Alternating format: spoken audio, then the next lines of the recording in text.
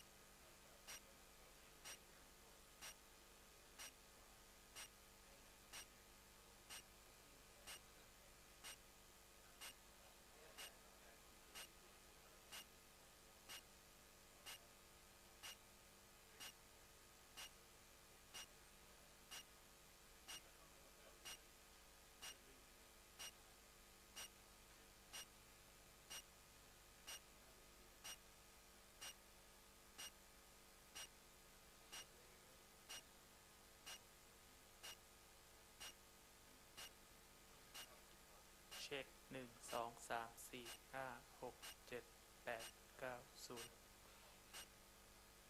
เทสฮัลโหลเทส1 2 3 4 5 6 7 8 9 0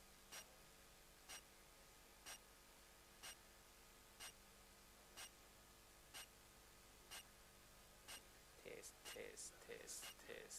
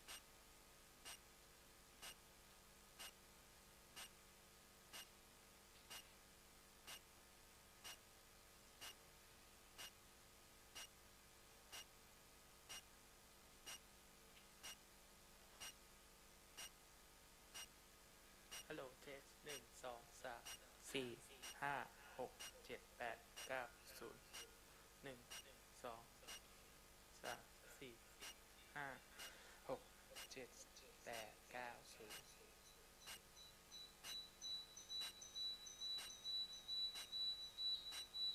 เอ็กโคเครื่องนี้เปิด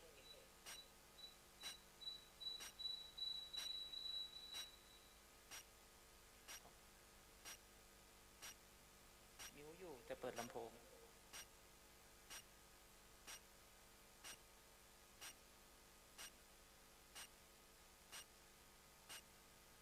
ปิด สียงแล้วอันนี้ปิดเสียง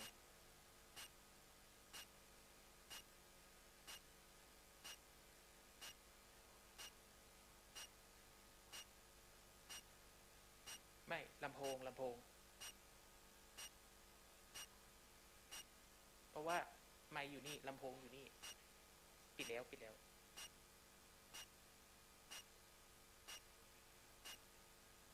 โลครับเทส1 2 3 4 5 6 7 8 9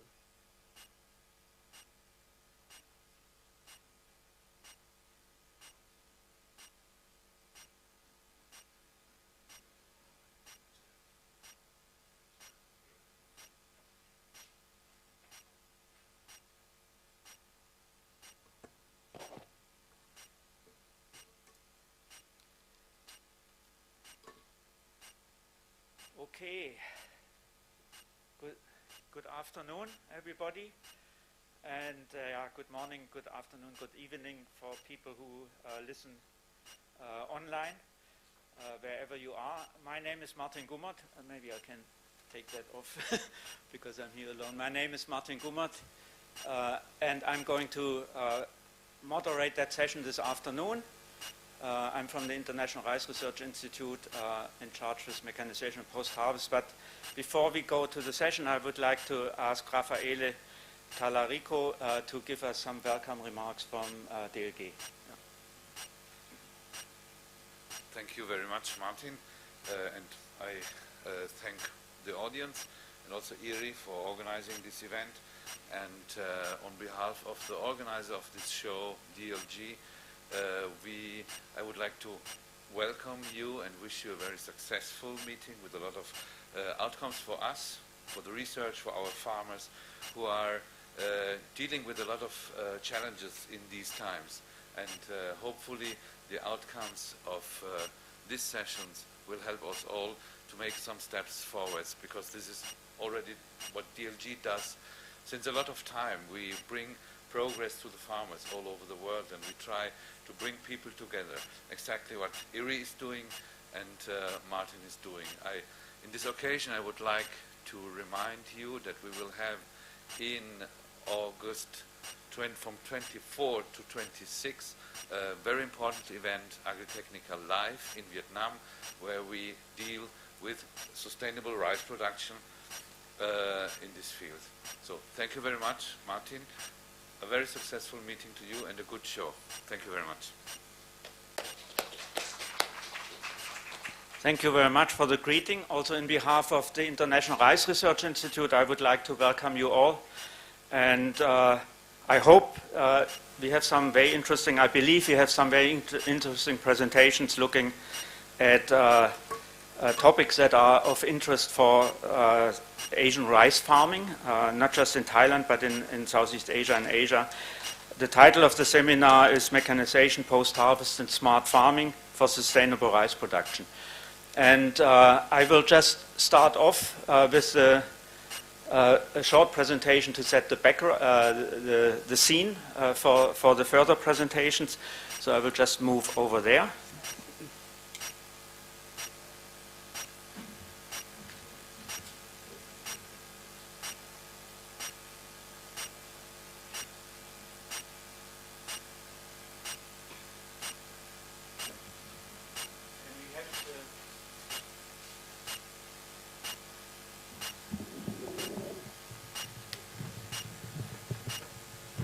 Okay, so yeah, we are looking at this whole event Agritechnica we're looking about mostly at mechanization post-harvest, and we want to do that in a sustainable way for sustainably producing rice. Just a little bit about IRI. Some of you might not know that. I realized during the session yesterday that a lot of people who don't deal with us on a regular basis don't know IRI very much. But IRI is one of 15 international agricultural research centers. We are here on the right. Can you see that? No, okay. On the right, based in the Philippines, but we have offices in all rice-producing countries, and we are all now unified under what is called the 1CGIR, or the 15 centers. Rice farming. This slide shows a little bit what the situation is now. Field sizes are still extremely small, 1 to 2 hectare on average. There are bigger farms, but this is still very much the situation in most countries. Landless laborers were available everywhere, but they're getting less and more expensive. So labor shortage is a serious issue. We have an aging farming population. Nobody really wants to do rice farming anymore.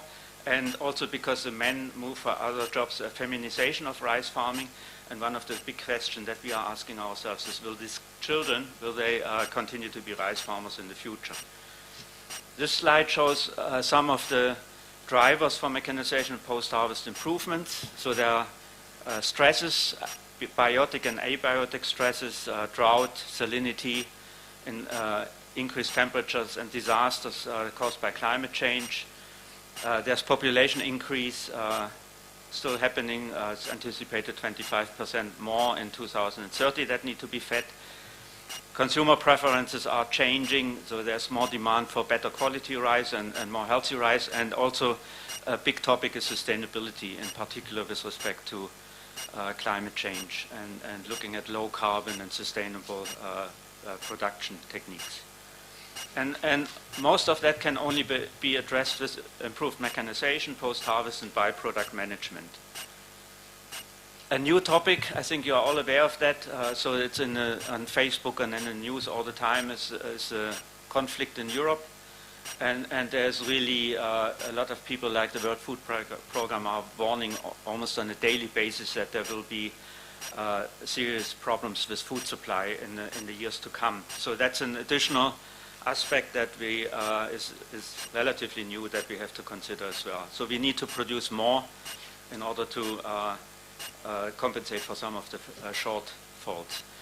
So mechanization, there has been a lot of mechanization since IRI exists, 60 years. A lot of attempts, but there were also a lot of failures, and you can see some of them here. I don't want to go in details. And a lot of the machines that were introduced were just not suitable and were not used. And this shows a Ferrari in the IRI farm. So the question is, do we have the right technologies for our target groups? So this one is definitely not the right technology for our farm. And so we have a lot of lessons learned from different projects. And yeah, I just want to list a few. So one is we still have very inefficient farming systems. That's production. We still have high yield gaps, which is the difference between what is possible to achieve and what farmers actually achieve. And post-harvest losses are still high. We have inappropriate technologies. I showed some examples earlier. Farmers have limited access to technology and so on. And then also there's a lack of horizontal integration, like, for example, farmers organizing themselves, for example, in cooperatives, but also a lack of vertical integration sort of along the value chain, farmers linking to the millers and the traders and so on. And often in projects there is a lack of involving the private sector in project design, implementation, and so on, and in order to ensure that technologies are being scaled out after the research ends. There's a lot of success stories also. Combine harvesting, I think you probably are aware of that. That is a huge success story. So that has been introduced in Thailand in the 90s, and now in Cambodia and Vietnam, basically almost all the area in the Mekong Delta and in Cambodia are mechanized. So there are also a lot of stories where we can learn from how mechanization can happen in a sustainable way. Combine harvesting basically cuts the harvest cost by half and provides business models for entrepreneurs for providing a service to farmers. Laser leveling is another one being done here in Thailand and in other countries for precision leveling of the fields. That's at an earlier stage. It's still being piloted and promoted, so not yet as advanced as combine harvesting. And the next challenge that we see is really crop establishment. There is a lot of manual broadcasting going on, and simple technologies being used that require very high seed rates. And that technology is available for transplanting and also for direct seeding, and we will hear later in the presentation about direct seeding. And that is starting at the moment being mechanized. So we see that as one of the key areas that we need to support in the coming years. In general, I mean, you have seen in the exhibition when you were there, there's a lot of talk about smart agriculture, about digital tools and so on. And I think what we need to look at is more integrated mechanization, looking at precision farming and digital agriculture.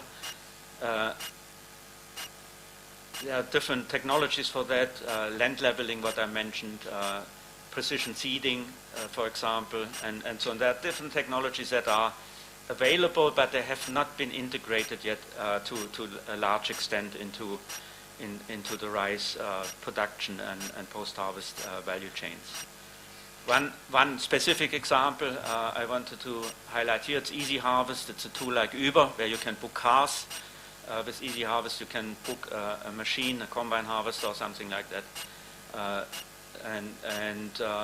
Yeah, that is being piloted at the moment in the Philippines and in Vietnam, and it's being expanded to include looking at improving logistics, for example, for purchasing paddy and bringing it to the rice mills, and also combined with systems to look at smart storage. And just my almost last slide, post-harvest. Recording in progress. Okay.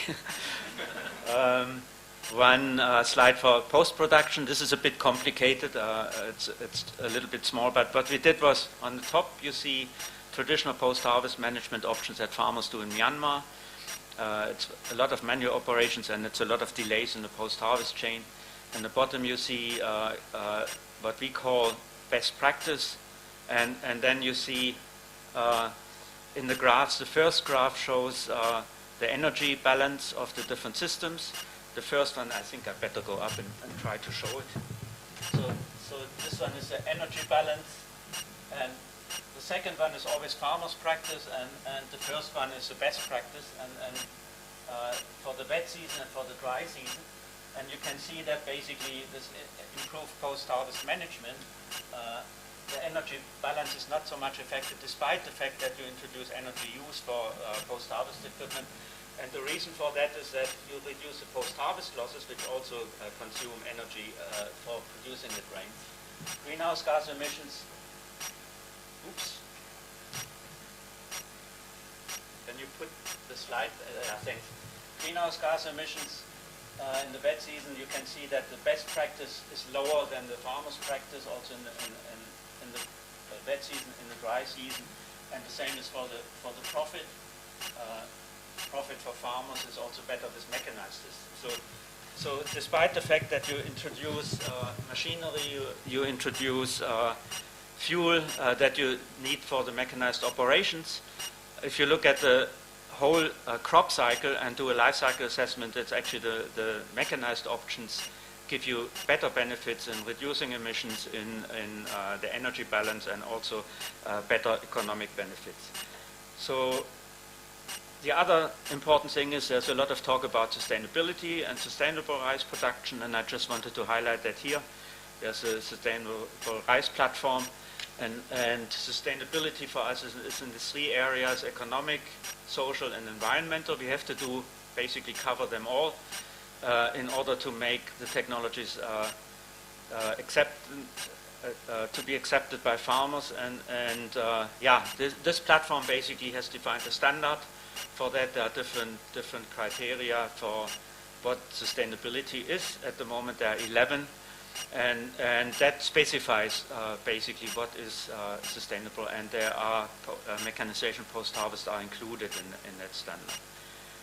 So I just wanted to give a brief introduction into some of the topics. So what we will have this afternoon is we have the first session on mechanization post-harvest management for zero footprint and sustainable rice production, and there will be 7 presentations on mostly focusing on climate smart rice farming, reducing greenhouse gas emissions, and also a few presentations on technologies. The second session is on smart farming.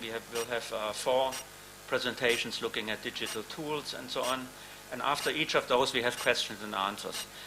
We don't have a coffee break, so if you need a coffee, please go out during a session that doesn't interest you so much, get a coffee and please come back. Yeah, we will have. We have asked the speakers to limit their talk to 15 minutes, if possible. A bit shorter, that there can be question asked also to the speakers individually. And yeah, OTEP will show a sign after 12 minutes that 3 minutes are left. And I wish you a very entertaining and a very informative afternoon. We can only cover the surface. If you have further questions, please ask the speakers afterwards. And we also have the ERI booth in the exhibition. You can go there to follow up on some of the topics, and then also, yeah, reach us through email. So that's just the introduction, and I wouldn't do any questions now because it was just supposed to set the scene. And I would like to call on the first speaker.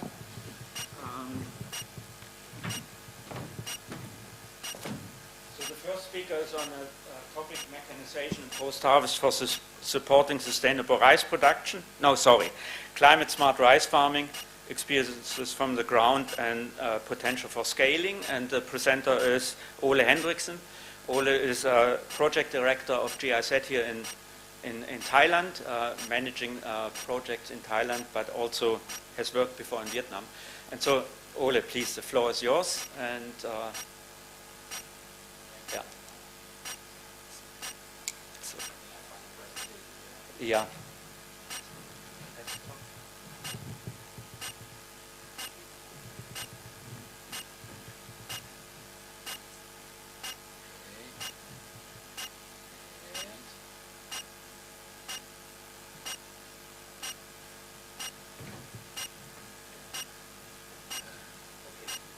Is that good? No, can we make it full screen?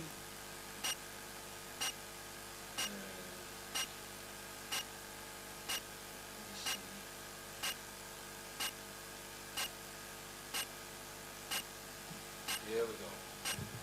Maybe I'll use it. All right. So let me just begin with a few words on the background for the Thai rice NAMA. Today the impacts of climate change are very real and tangible around the world already, and that goes not least for Thailand, which is among the top 10 countries affected by climate impacts, which includes increased number of very hot days above 35 degrees. It's increased weather extremes, including drier dry seasons and wetter wet seasons. This is something which Thai rice farmers they have experienced firsthand, both in 2020 and 21, where we had severe droughts here in Thailand, and that affected rice farmers here in the Central Plains in the way that they could only grow one rice crop instead of the usual 2 crops per year. At the same time, agriculture is the second biggest greenhouse gas emitting sector in Thailand after energy, and within the agricultural sector, rice production accounts for approximately 55% of all the emissions, which is mainly methane gas. And it's on this background that the Thai government submitted a proposal to the NAMA facility for a Thai rice NAMA project. The main implementing partners are the Ministry of Agriculture and Cooperatives, in particularly the Rice Department. It's ONEP under the Ministry of Environment and Natural Resources. It's the Bank of Agriculture and Agricultural Cooperatives under Ministry of Finance and GIZ. Apart from that, we also have numerous other partners, not least ERI. And the overall objective of the project is to achieve nothing less than transformational change through a shift from conventional to low emission sustainable rice farming in Thailand. And we strive to achieve that through 3 outcomes, where the first one is that farmers, they adopt the sustainable, thank you. Okay, thank you. Farmers, they adopt the sustainable rice platform standard that Martin mentioned just before, or what we call GAP++ here in Thailand, and thereby reduce greenhouse gas emissions and also realize co-benefits. These co-benefits are, simply put, increased climate resilience and improved income. The second outcome is that mitigation services are provided in the market and that farmers, they utilize them in adopting low emission, or what we call climate smart best practices. And finally, the third outcome is that transformation is supported through market linkages and financial services.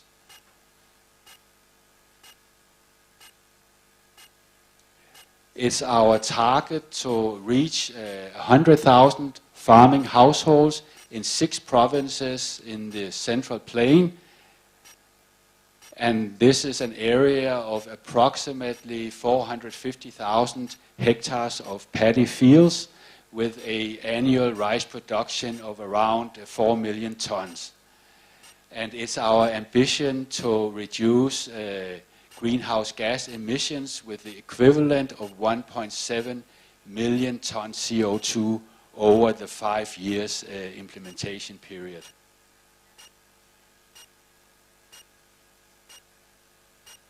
All right, so what are these mitigation technologies?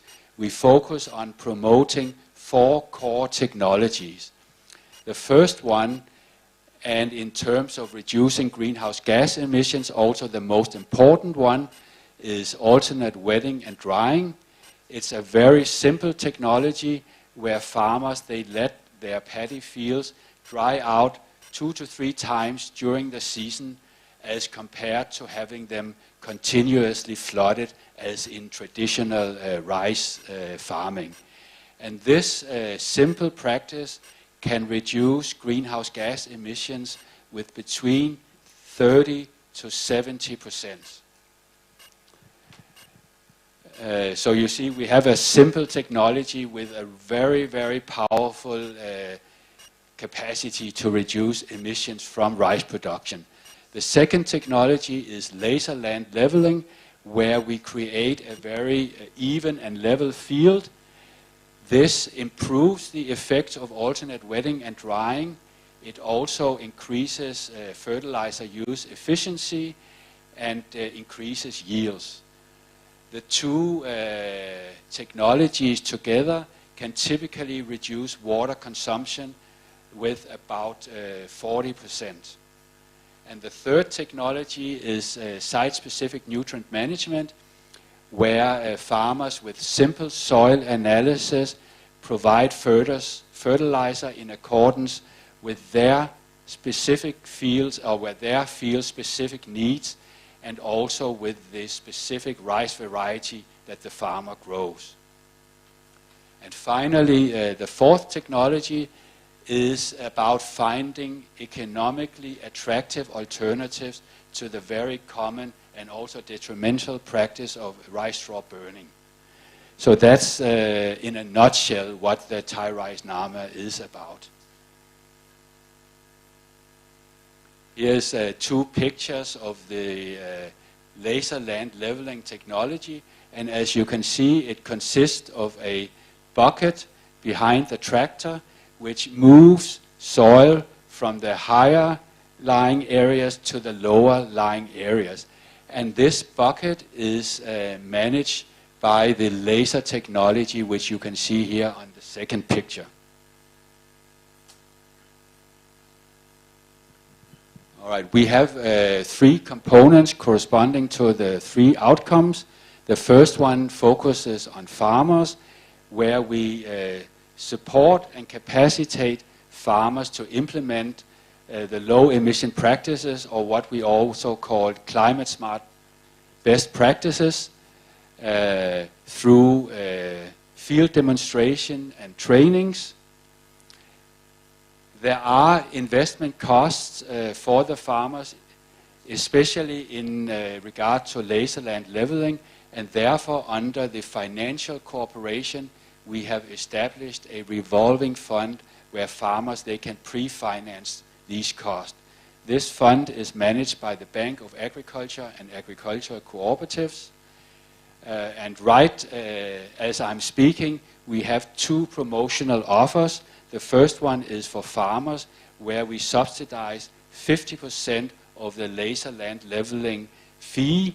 And the second promotion is for service providers, where they get a 50% subsidy to invest in the laser equipment. And that's in order to accelerate the adoption of the technology and in order to both create supply and demand. The second component focuses on supporting interested entrepreneurs in applying mitigation services. Also here it's especially laser land leveling, and through the financial cooperation we also facilitate their access to BAAC's Green Loan Program. Finally, we have a third component which focuses on policy support in order to scale up these technologies and also provide incentives for adoption of the technologies. And I think the most important contribution that we have made in this regard is to facilitate the development of a Thai national standard for sustainable rice production, which we call GAP++.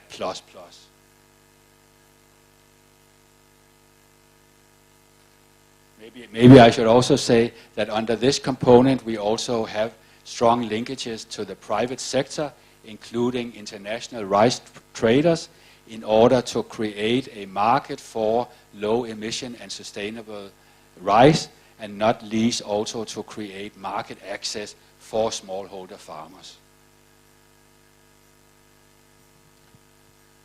So far we have reached around 25,000 farming households, and by the end of last year they had reduced greenhouse gas emissions with the equivalent of 305,000 tons CO2. We are behind schedule, and there's mainly 2 reasons for that. The first one is the COVID restrictions which we have been facing the last 2 years. They have greatly restricted implementation of our field activities, especially farmer trainings and meetings. And the second reason is also the 2 severe droughts which I mentioned earlier. Then, in close cooperation with IRI, we have supported the Thai government in establishing a monitoring, reporting and verification system for emissions from the rice sector. And finally, as I mentioned before, we have facilitated the establishment of the Thai GAP standard, which was approved and adopted by the National Bureau for Agricultural Commodities and Food Standards this March, which we are very pleased about. Let me just conclude by saying a few words about a new project that we are currently developing with our partners for the Green Climate Fund. We call it GCF Thai Rice. And basically it's based on the work that we are doing under Thai Rice NAMA. We would like to let's say, to scale it up to 15 provinces and reach an additional 250,000 smallholder farmers. And in this way, we would like to carry forward the momentum for the from the Thai Rice NAMA project. We would like to extend also the scope to include climate adaptation, and finally, of course, we see this as a way to ensure a sustainable exit strategy for the Thai rice Nama. So that was a brief presentation from my side. Thank you very much. Okay, Ole, thank you very much, and thanks for staying in time. And I think we have time for one question. Does anybody have a question? So it was a very good presentation showing how research results, both laser labeling and alternative wetting and drying, originated with involvement of IRI. And Nama, Thai Nama is a project that tries to bring that research results into the hands of farmers in Thailand. Any question?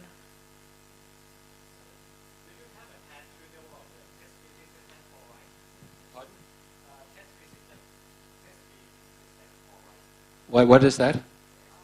A traceability system. Yeah, I mean there are of course the SRP standard enables a traceability system, and we are doing that together with two of our farmers, two of our private sector partners. It's Olam and it's Mars Food. So we are doing this, yes. Okay, thank you very much. Please join me to give a big hand to Ole for this presentation. Thank you, and you can ask him further questions afterwards. And the next presentation we shift to Vietnam, and the presenter is Tran Nguyen Ha Trang, and she is the director of the Loc Troy Agricultural Research Institute of the Loc Troy Group in Vietnam. The Loc Troy Group is a big group of rice processors and input dealers. You can already come. and yeah, they have a lot of interesting projects going on in also transferring a lot of the research results from IRI and from other partners into farmers' hands in Vietnam. Please, the floor is yours. We need help.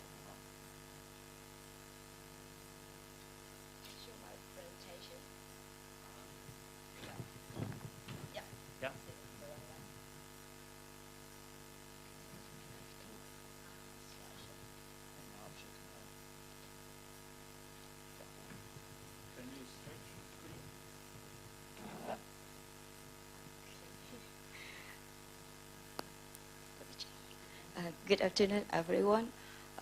First of all, on behalf of Dr. Rip, I would like to say thanks to IRI to having Dr. Rip today to introduce a little bit about Dr. Rip and activity of Dr. Rip in cooperation with Vietnamese farmers, particularly farmers in Mekong River Delta of Vietnam.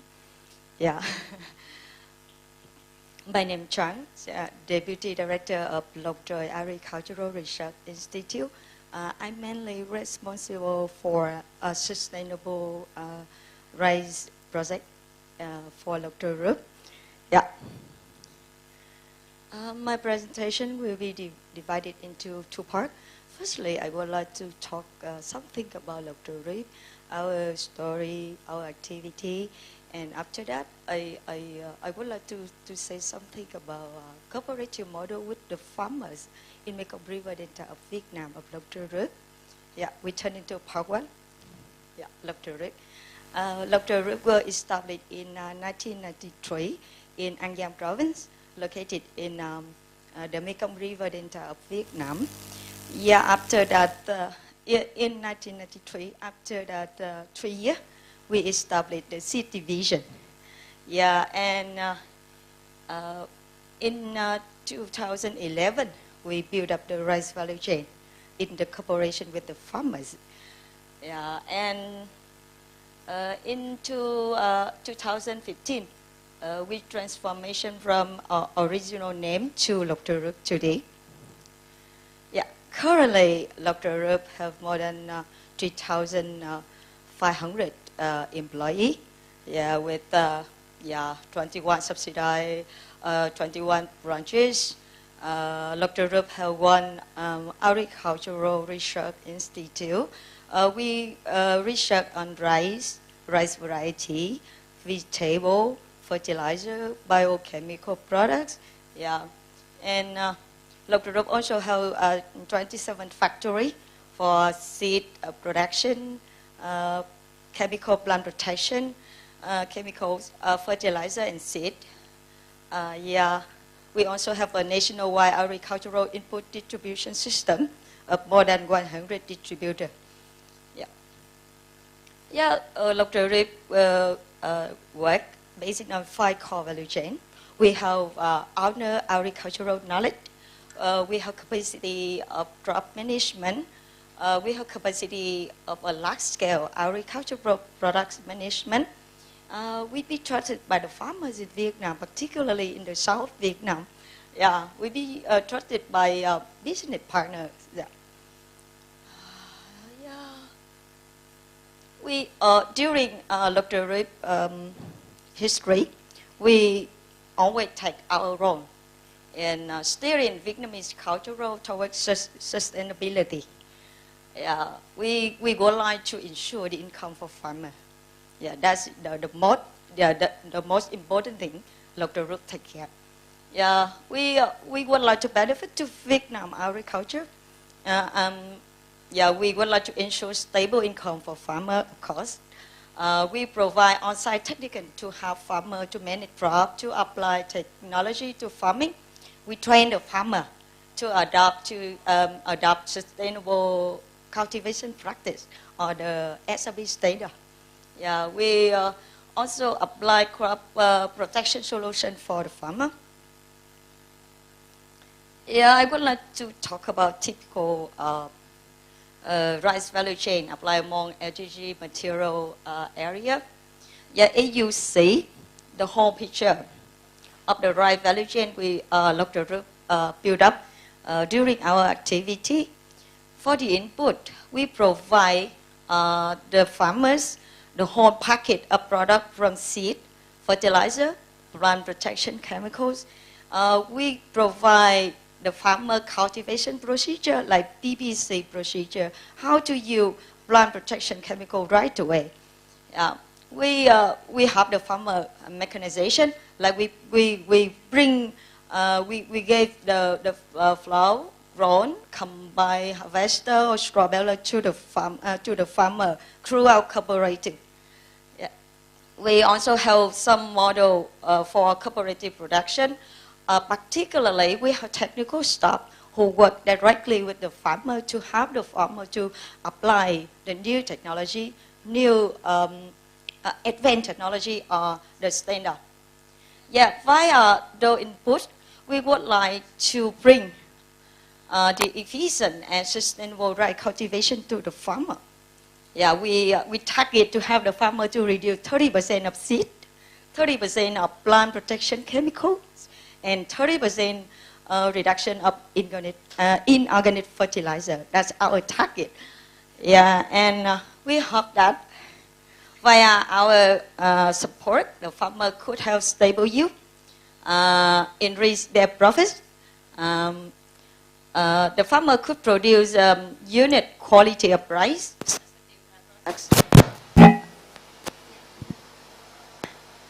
Hello? Yeah. Hello?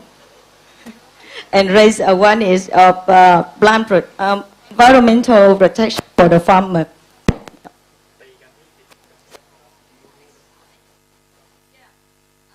Back to the typical rice value chain that Dr. Rup built up with the farmer in the Mekong River Delta. To realize this value chain, Dr. Rup have Dr. Agricultural Research Institute. In this institute, we issue the plant protection chemical procedure for the farmer. We research, we create new rice variety, yeah, to help the farmer improve the use and ensure the quality of the rice products.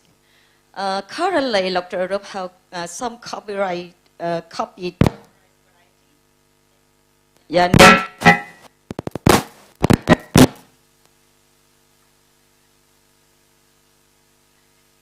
Is it right now? Yeah. Namely, Lottery 88, Lottery 20A, Lottery 18, yeah, and another rice variety. As you see, yeah, Dr. Ari Cultural Research Institute have Dinhan Agricultural Research Center for rice variety. We have some center for fruit and vegetable research. Yep. And Dr. Rup have seed division. This division responsible for the quality of the seed to provide for the farmer, like certified seed. Yeah. We have agricultural supplier division. We ensure to provide the real one, fertilizer, chemical protection for the farmer. Yeah. We also have agricultural service division. This division mainly focus on to help the farmer to apply the new technology, to help the farmer to adapt to sustainable rice cultivation standard. Yeah, we tend to expand to other crops like vegetable, fruit tree, industrial plants, etc. Yeah, we also build up two application, mobile application for the farmer to access. We call rice doctor, rice hospital, and fruit hospital. Via those mobile application, the farmer can give can comment or give the answer or the question for our doctor. We call rice doctor or fruit doctor to answer what is disease, how the farmer can treat the disease or best. Yeah. It's okay. Dr. Rup has a 5 milling factory across the Mekong River Delta. Located in An Giang province, Long An province, Tân Hồng province, Đồng Tháp province. Okay, with total capacity 700,000 tons per year. Yeah, around 5 milling factory. Dr. Rup has 7 rice material area. Yeah, we tend to develop the raw material in the direction of the linking agricultural production and consumption chain. Like we just organize the material area based on the order from the customer. Yeah. In 2020, we have 100,000 hectare planted area in cooperation with the farmer. Yeah. In 2021, it increased a little bit, and currently we in this year we estimate we will have 150,000 hectare planted area. Yeah, those rice cultivation procedure to meet export market requirement, like for the Europe, America, Australia and New Zealand, Europe market, Japan market, and Korean market. In this procedure, we guide the farmer how to use CBC, BBC, plant protection chemical right away to meet the requirement of chemical residue, yeah, of the market, yeah. And yeah, based on those information, those activity Dr. Rice is going well. Yeah, every year we export around 10,000 tons per year. Yeah, we got this turnover. We have some rice variety for export. Yeah, this is some market we export the rice to, and with some certification of quality standard we get. Yeah. It's okay. I would like to see something, some models that Dr. Rip implement now in the cooperation with the Mekong River Delta farmers. First of all, the SRB 100 model, yeah, with the purpose like this. Via this model, we would like to support the farmer to meet home requirement of the sustainable rice cultivation standard issued by SRB in 2013. Yeah, we were like the effectiveness of the model is enhanced awareness about environment protection of the farmer. We have the farmer to reduce chemical utilize. It really profits a little bit for the farmers. Yeah, we also have the no footprint model. in this model, we support the farmer to mechanize all stages in the rice cultivation process from tillage, sowing, spraying pesticide to harvesting. Yeah, this model also help the farmer to reduce the seed, fertilizer, chemicals, and post-harvest losses. We also help the farmer to enjoy a little bit of profits. Okay, and we also cooperate with the farmer to install the meteorological forecasting station on the farmer fields, yeah, to collect the weather data, to help the farmer to schedule the fertilizing time, spraying time, or harvesting time. And we also cooperate with another IT company to build up an application to predict crop pest and disease. We also cooperate with ERI, yeah, to do the pilot of the production process of organic fertilizer from straw. Yeah, we would like to popularizing the process to the farmer to help them treat the rice straw after harvest right away. And we would like to help the farmer reduce the volume of inorganic fertilizer utilized through increase the use of big form of organic fertilizer. We also do the pilot demonstration model of laser leveling. Yeah, we would like to prove to the farmer the effectiveness of these methods and encourage them to use. Of course, the investment of this method for farmers in Vietnam quite high. So that way we need to do some steps to prove the effectiveness first. Yep. Yeah. For wet and dry alternative method, we also have the farmer to set up the system to measure the level in the field to help them to apply the alternate wet and dry irrigation technique. Yeah, to help the farmer to reduce the use of water during the rice cultivation. Yeah, you can see it could be really simple tip or complex system it is. Yeah, we also provide the drone services for the farmer. Yeah, the farmers in the Mekong Delta Vietnam among cooperation with the local group, they really liked the drone to apply pesticide because they found that when they use the drone services, they can save, like they can reduce the chemicals, and this method also, this service also protect the health of the farmer or the worker. Yeah. Also, yeah, LGG also support the farmer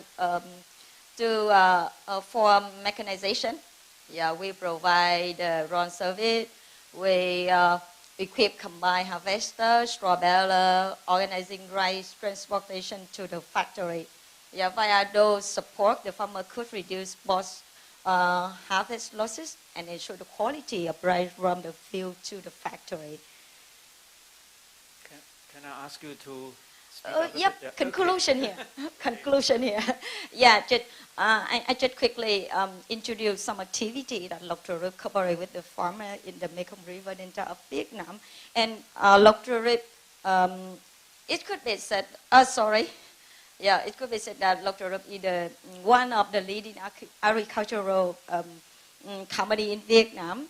And we always stand up with the farmers for growing a new and new state of the Vietnamese agriculture. Yeah, thank you for your listening. Thank you very much for a very good presenting a very good example of a company that engages with the farmers and also so vertical integration to link them to market and also helping them with horizontal integration, supporting cooperatives and scaling out research results. Unfortunately, we are a bit over time, so I would like to ask you to keep your question for the question session afterwards. Thank you very much for your presentation. Thank you. Yeah. Okay, and then again, thanks. Again, we shift country. We go to the Philippines now. And this is also a private company. It's a relatively small company compared to Lok-Troy Group. So the presentation will be on sustainable mechanization experiences from Northern Calamian Farming Inc. They have a fully integrated rice farm, fully mechanized post-harvest, and also using the byproducts. And the presenter is the CEO, Thomas Albrecht. Thomas, are you with us? I think we need the online presentation now. Yeah, wait. Okay. What do we need to So, and then wait, share my screen. So, now nothing happens. Yeah, can everybody see the presentation? We see the presentation, but it's in not yet in full screen mode. But I think Mine is in full screen mode. yeah, Also mine here is in full screen mode. Also to the audience, apologies. Is it okay now? No, it's still sort of actually your screen showing the next slide, but I think we can go ahead like that. Can you read that? Yeah, we can go ahead like this. Okay, so I go ahead like this. So, good afternoon. My name is Thomas Albrecht. I'm a German national, but I'm living in the Philippines since 2001. I'm a geotechnical engineer by profession, and I came to the Philippines more for the construction issues and matters. And I started my farm 2008. And grote sapen, and since a couple of years I'm only doing my farm and Northern Calamian farming. Northern Calamian farming is a Filipino-German agri-enterprise which is aiming to combine ancient organic growing methods of rice paddy farming with smart agriculture practices, mechanization and automation. Our vision is to make healthy, organically grown rice available and affordable for everyone. Practically, we do what was already mentioned several times today, initially by Mr. Henriksen. The only addition we are having is that during the wet periods in the fields of the AWD, the alternative wetting and drying, we are adding ducks, and the ducks are our insecticides and herbicides to do this as much as we can without pesticides. So here's a picture of me. This presentation is about our search for a modern and powerful tractor that a farmer can maintain by himself. So now imagine you want to lower the cost of rice. In the Philippines, as you can see here, we are the winner in this race. We are still today the winner in this race, even though this charts end in 2020. The production cost of rice in the Philippines is simply much higher than in Vietnam and in Thailand. And in my opinion, is this very much due to the widely lack of mechanization. The Philippines are working very hard on changing this, not only IRI, also Phil Rice and other organizations, but it is still a long way to go. So imagine you want to lower the cost of rice. And then you look at your fields, and your fields look like that. And a lot of fields like this in our area here are looking like this. In the northern part of the Philippines, in Nueva Ecija, it looks not as this, it looks more flat. But the first what you realize is that this is not the right field for adding a lot of mechanization because the individual plots are simply too small. So you realize that what you need is something like this. No? In some parts of the Philippines, you have this. In our area here, which we have chosen for certain reasons, is this not the case. So, but when you realize that this is what you need, then the next what you realize is that you need bigger tractors. Yeah, you need much bigger tractors. All the tractors I have seen also in the other presentations so far are really too small to put full mechanization in. When you think about mechanizing to the fullest, then what comes what comes into places. This is only an example. Thank you very much, John Deere.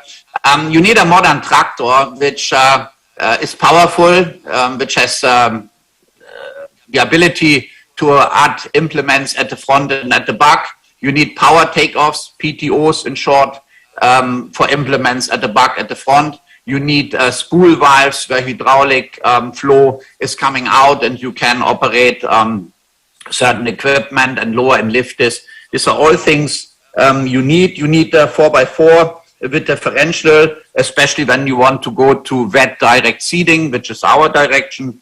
You need wide tires or even trucks, as you can see on this tractor, for the wet conditions you will work in.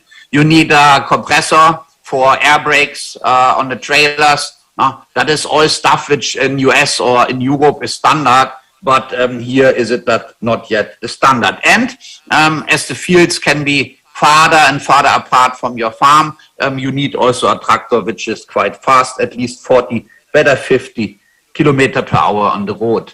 So the next what you realize is that your mechanics and all mechanics around, are very well able to repair a tractor which is electric hydraulically driven. This tractor here has electronic. This tractor has, for example, also AdBlue. You can see this on where the steps go up on the left side, the blue cap on the second tank. The right tank is for diesel and the left one is for Blue Art. Blue Art, for example, is not always available in the Philippines. So you realize that your mechanics are not really able to repair such a tractor, especially anything on the electronic.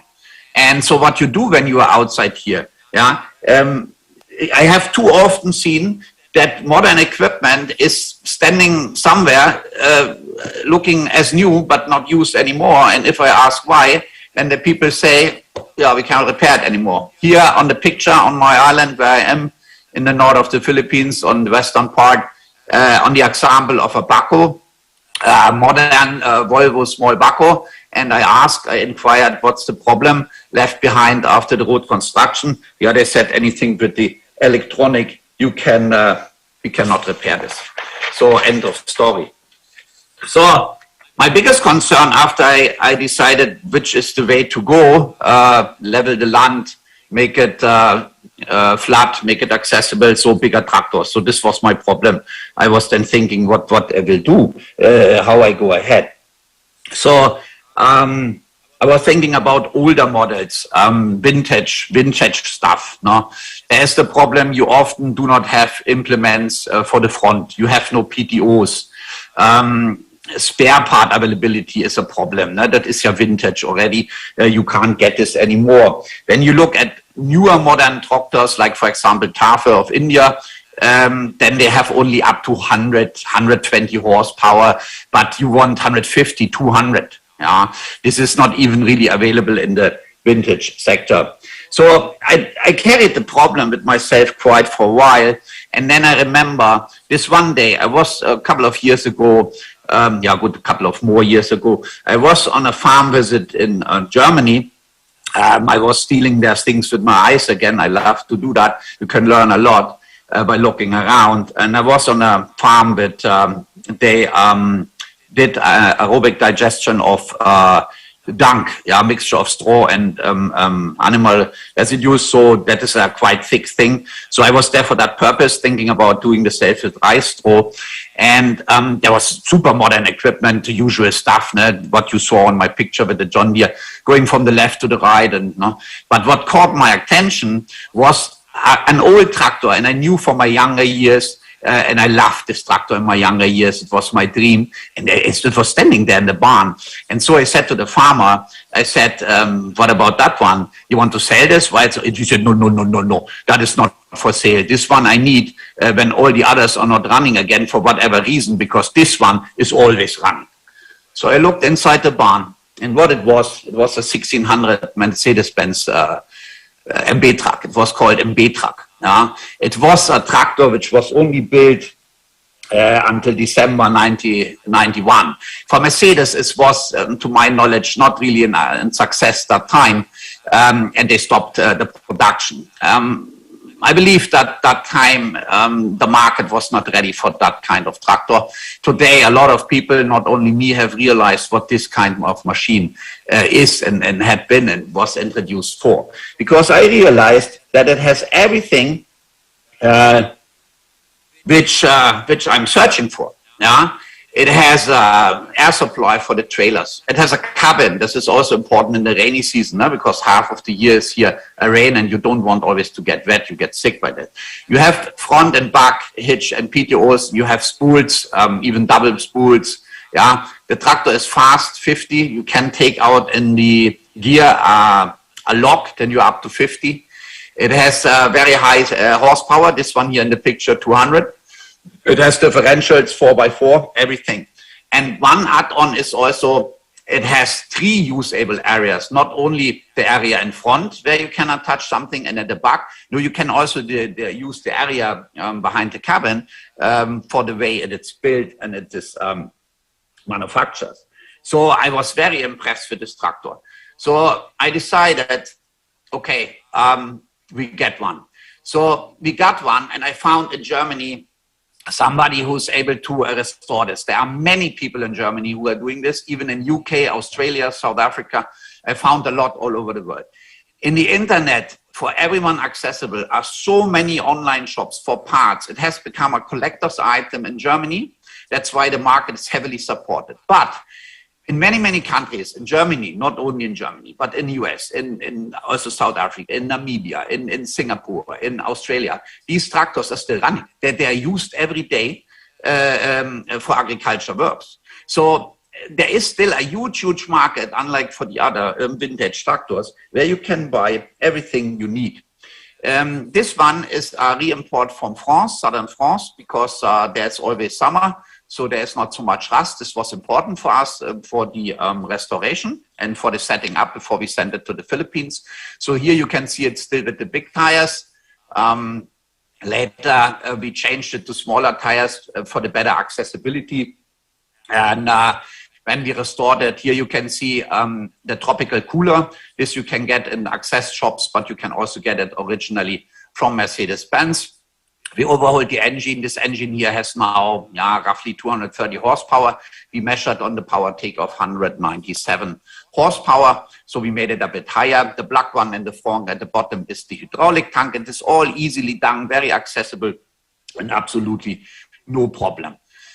The white color we chosen because of the sun reflection, and it has an effect. No, not too much, but there is a measurable and an effect you can feel. Yeah. So at the end, so looked the tractor when it was ready to be sent to the Philippines. This was the transport to the ship in Bremerhaven, and from Bremerhaven over Singapore to Batangas in the Philippines. Okay, meanwhile, we have... Can you hear me again? While we have... Thomas, 3 more minutes. Yeah, I'm okay. Can I continue? Hello? Hello? Yes, please. Oh. Yes, please. Okay. So meanwhile, we have 3 MB trucks, and we are very, very happy with these tractors. Here you can see GPS leveling, as on this picture. We are not using laser because we are using more than 1 unit, and so I need only 1 base ground station. I can operate up to 8 independent units with this GPS version. The scraper we made ourselves, not very difficult to be done. The rest you can buy and add it on. Here you see it in our rice mill, where we are here fixing something on the back. So meanwhile, we have 3, and we are quite happy with it. And I have to tell also a story. One time, not one time, now 3 times.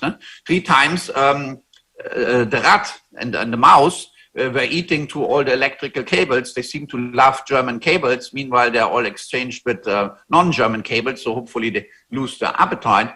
And we were able to fix this by ourselves on the farm, with an electrician, but they are available here in the Philippines, of course. So we were able to repair this on ourselves. I doubt very, very much that with a very modern tractor, which is full of electronic, we would have ever been able to do this. Yeah. When you have so much electronic inside the tractor built in, then is this, in my opinion, the biggest hindrance for simple farmers as us to repair so a machine. So that is our message here. That is our message of Northern Calamian farming to the industry. Farmers need equipment which they can repair and maintain on their own.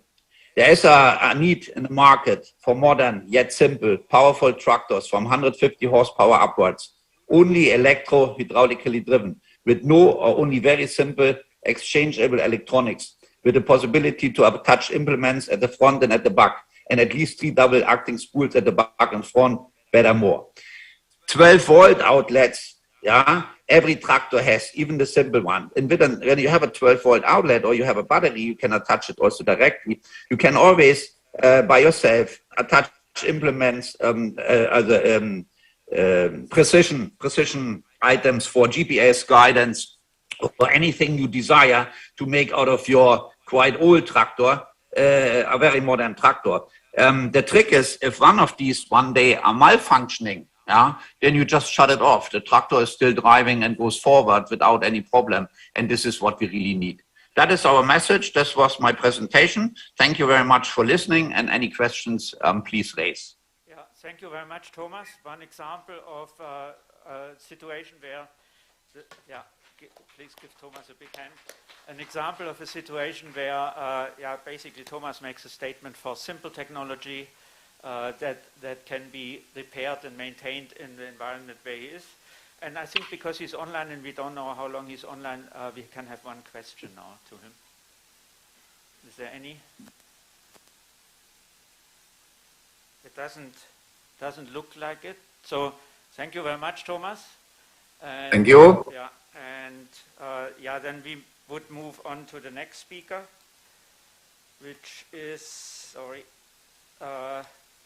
on assessing the carbon footprint of rice within different mechanization scenarios by Dr. Björn Ole Sander, one of my colleagues, senior scientist, and he's also the country representative of IRI in Vietnam. And you can talk a little bit more about it. Okay. So as I tried to explain in the introduction, is that when we talk about mechanization, we need to make sure that it's sustainable, and one of the factors is really the environmental sustainability, and we have a lot of activities quantifying that, and then also developing solutions for mitigation and migration. So I think all is ready. Are you ready? Okay. Thanks. I am ready. Thank you very much. Good afternoon, everyone, first. As Martin mentioned, I'm the emissions guy at IRI, and I talked at Agritechnica events before also about greenhouse gas emissions, and I used to be a bit the outlier and was observed with some level of amusement, and that has changed. So I'm very happy that speakers and that almost in all presentations greenhouse gas emissions come to the picture, and so while I'm not the exotic outlier anymore, I want today show how actually the work that we're doing on emissions matches very well and better and better all the time with real concerns of you, for example. So today I'm talking about the carbon footprint and look into different mechanization options. And how do I? Okay. So I give a quick overview about greenhouse gases in rice for some people who may still not be aware of the full picture. Then I talk about one tool that we've developed, the carbon footprint calculator tool or CF rice tool, and then I'll go into some mechanization scenarios and look into greenhouse gas emissions. So here on the left-hand side, a picture globally, what's the importance of rice production in terms of emissions. And these are non-CO2 emissions.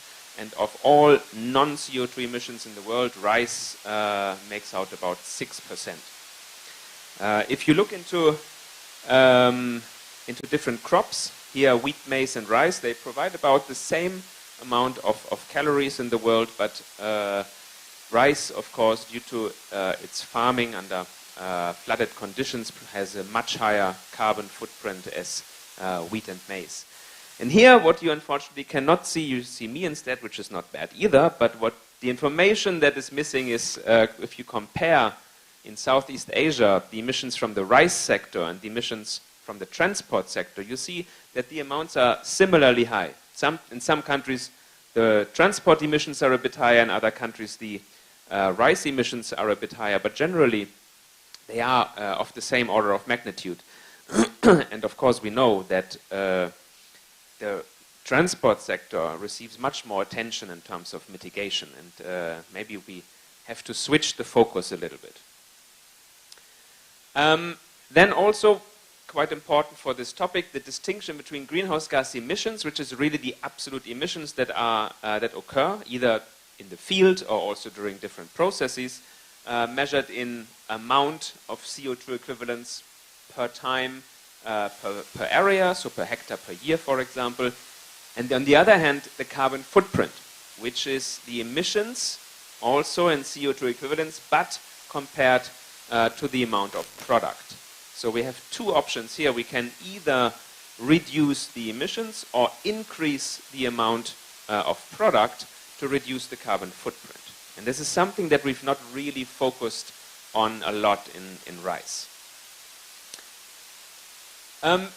We have developed over the last couple of years a number of greenhouse gas calculation tools and other tools that help facilitate mitigation options and targeting of mitigation options. They can be accessed under ghdmitigation.erie.org. And today I want to focus on one tool on the carbon footprint calculator, which can be downloaded also here, but also can be accessed as the web-based version under cfrice.erie.org. And it's a very neat version. I can encourage everyone to check that out. So the carbon footprint calculator it incorporates emissions from the field, and we know this is the main source of emissions. Most of the emissions occur during the growth stage, but also it covers all harvest and post-harvest processes, and that is harvesting, that is drying, that is storing, milling, and my colleagues from the post-harvest team, Hung and Martin, have measured in Myanmar and other countries losses that occur with different technologies that you can apply. You can dry rice on the road, you can dry rice with a flatbed dryer, you have different losses, and all that data we included in this carbon footprint calculator. So it also, besides the emissions over all these processes, it also includes the losses that occur during all these processes. And this is an output, how it, for example, looks like. You see different stages, crop production, here water and soil management, which is basically crop growth during the season. Then you have emissions from fertilizer, which is some emissions in the field as nitrous oxide, some emissions in production of fertilizer. And then you have different stages after the value chain, milling, drying, harvesting, and so on. And those are emissions that are composed of A, the greenhouse gas emissions that occur during that process, and B, the losses that occur during that process. And I explained it a little bit further. So what I really like this picture, which shows if you lose rice, you lose, of course, dollar, you lose money, but also emissions. So all this rice has been produced, emissions have occurred unnecessarily. So losses are unnecessary emissions. And if you now look into what this calculator tool is doing, it compares different scenarios. Here, for example, a business as usual scenario. You have green, the cultivation process. You have emissions that occur during the post-harvest processes. and you have emissions that can attribute to the losses that occur. And if you now move to a scenario where you apply a water-saving technology, alternate wetting and drying, for example, you strongly reduce emissions during the cultivation process. You cut them almost in half. You do not touch emissions that occur during the post-harvest processes. It's the same emissions that occur, but you also reduce the emissions of the losses. It's the same losses that occur, but this rice has been produced under better conditions, so it's attributed to lower greenhouse gas emissions. So you also reduce these emissions. And if you then move to a best-case scenario where you also improve your harvest and post-harvest practices and you reduce losses, you can further reduce the full carbon footprint of the rice. If you look into that in a bit more detail, you can also really compare the different stages of rice production. And here in blue, you see the amounts of greenhouse gas emissions that occur during these processes, and in red, the losses that occur. And we have different comparisons. For example, harvesting. You can annually harvest rice, or you use a combine harvester. And of course, you use a lot of diesel when you use a combine harvester, so the emissions are higher. But then you look into the losses, and of course, if you collect rice manually, if you harvest manually, the losses are very high. And you can reduce the losses quite substantially. And altogether, if you compare that, the combine harvester is the more climate-friendly solution. Same if you dry rice. You can use sun drying on the road, no emissions. And you can use a flatbed dryer. You need some energy to run that flatbed dryer. So there are some emissions. The losses are, of course, much higher when you dry the rice on the road. So here, altogether, the emissions are higher when you use the flatbed dryer, but of course we know there are many, many benefits that point towards a flatbed dryer compared to sun drying on the road. This was basically the same picture in a bit more comprehensive way. You have a baseline scenario. The emissions under a mechanized scenario are probably a bit higher.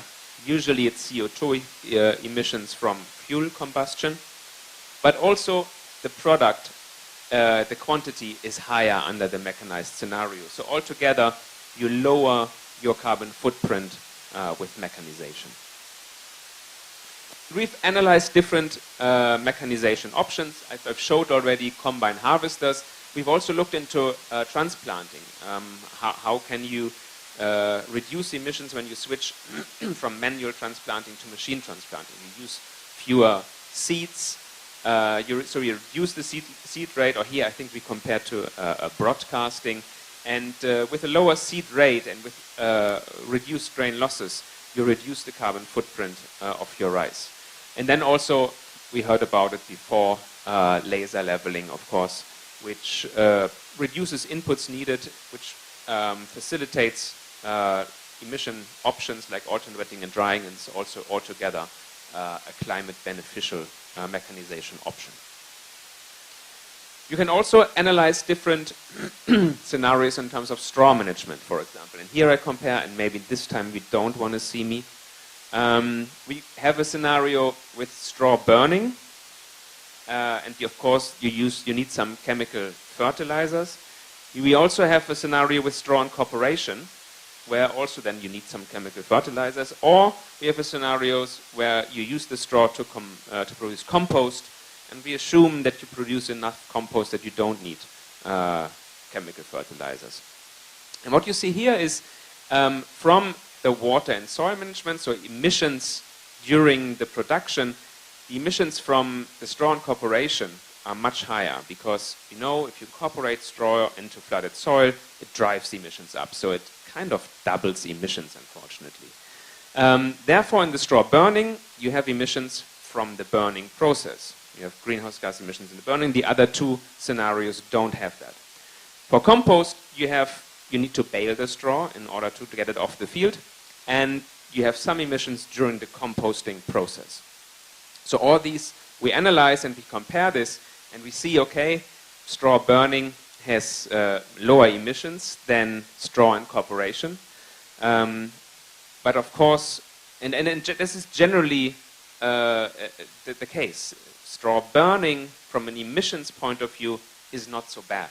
It produces not much emissions. It's very bad, of course, in terms of air pollution and from human health aspects, and that's why we strongly discourage it.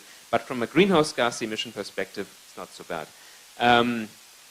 Straw incorporation, you see from all that straw that drives methane emissions very high, and then you can see compost production has a relatively low carbon footprint.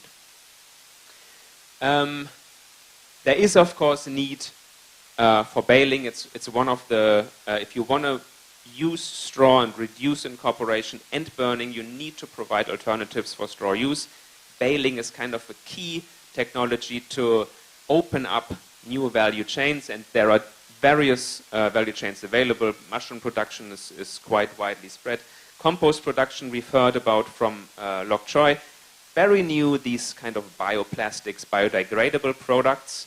They are still in the beginnings, but technology that I think has big potential. And so this is also an area that we now focus on more in terms of our emissions work. And that's my last slide. There's maybe some time for questions. Thank you very much. Thank you very much, Ole. And yeah, there is time for questions to the scientist who used to be exotic and is now mainstream. And I really like your presentations because they visualize what we just had in numbers before. So very nice. Any questions to Ole?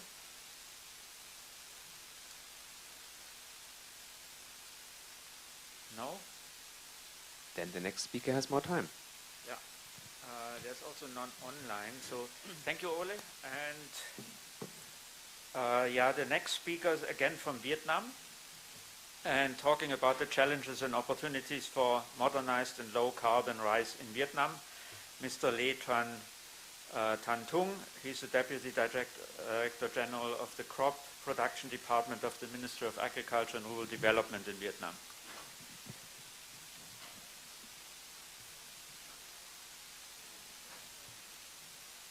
And he will be assisted by Dung. Yeah. Yeah, okay.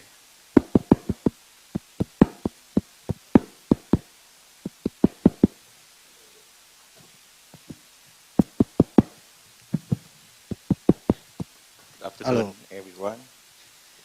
So my English is not good because I don't speak English. I present my report by Vietnam in misunderstood to English. Sorry. Alo ạ. Xin mời các bạn.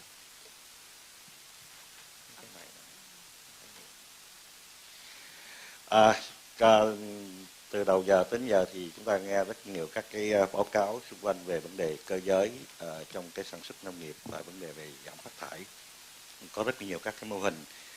Về phía Việt Nam chúng tôi muốn trình bày xung quanh hai cái yếu tố quan trọng. Đó là mình làm thế nào để có thể đạt được một cái xung đột kép, tức là chúng ta vừa phải thích ứng với lại biến đổi khí hậu, nhưng mà chúng ta cũng phải vừa làm tăng cái hiệu quả cho cái sản xuất lúa. Thì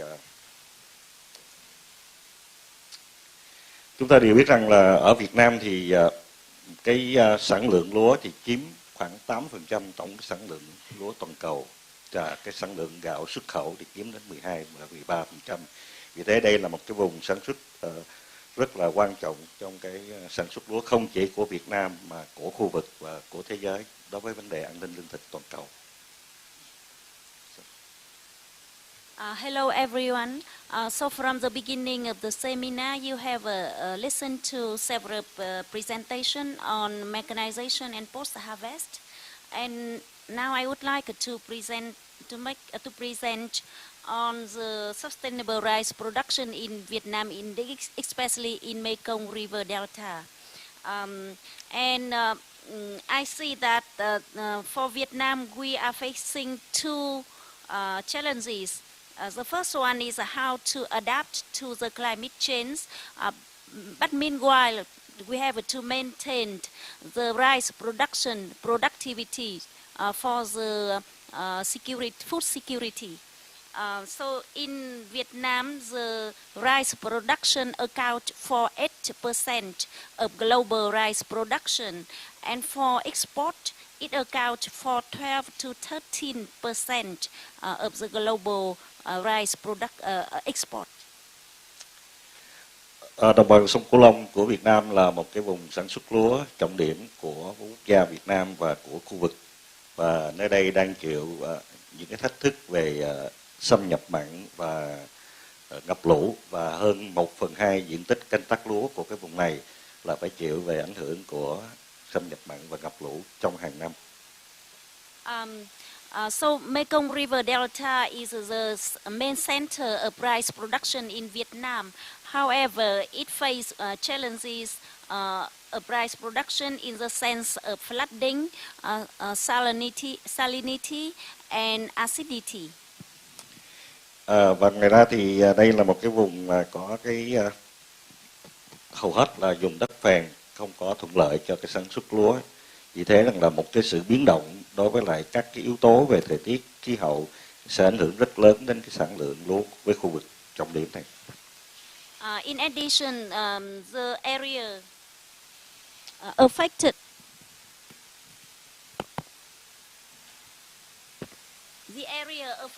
by the acidity account for large or big area. That's the reason why it affects a lot on the rice production situation of Mekong River Delta.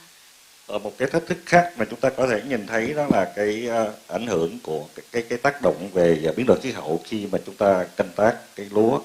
Chúng ta thấy là hầu hết là những cái khoảng 88,6 triệu cây tấn CO2 hàng năm ở trong cái nông nghiệp của Việt Nam.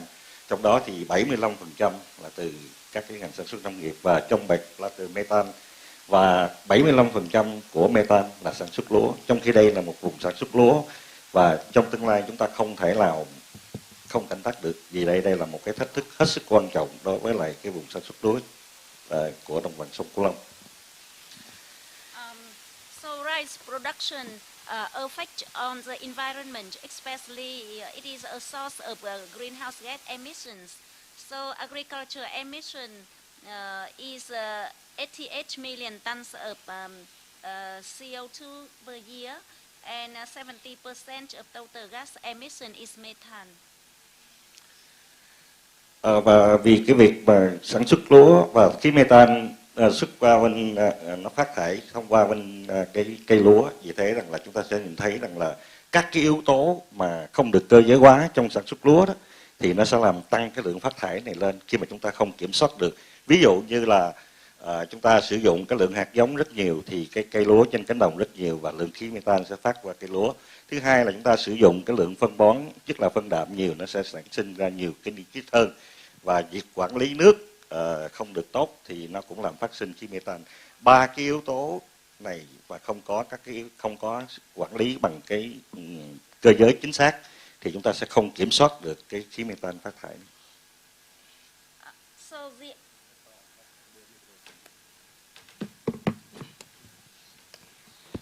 So the overuse of agronomic inputs due to the lack of mechanization, it creates the methane emission. And on the screen it shows the three factors which affect on the methane emission, which is manual broadcasting seeding, high seeding rate, and water management.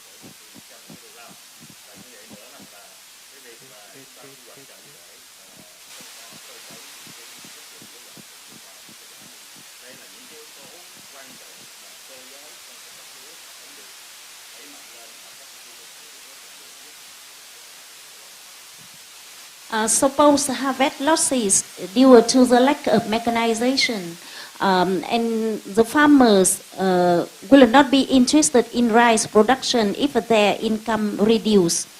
So there are three factors related to mechanization, which is the challenges on mechanization in Mekong River Delta now is the improper operation or the unoptimized logistics and delay of harvesting, and those challenges need to be solved and improved for the rice production in Vietnam, especially in Mekong River Delta.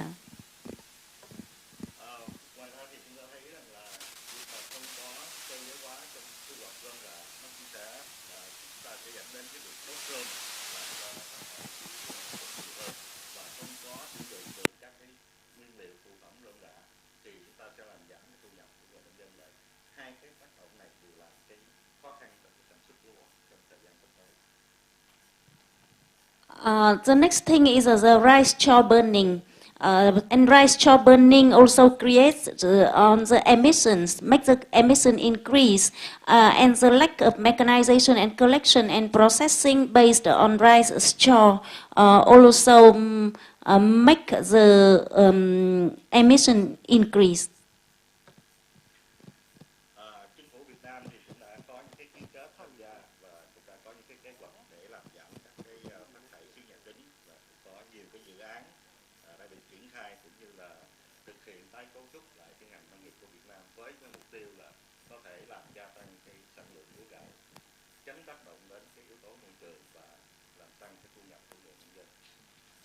So Vietnamese government have a policy and work plan to prioritize emission reduction in rice production.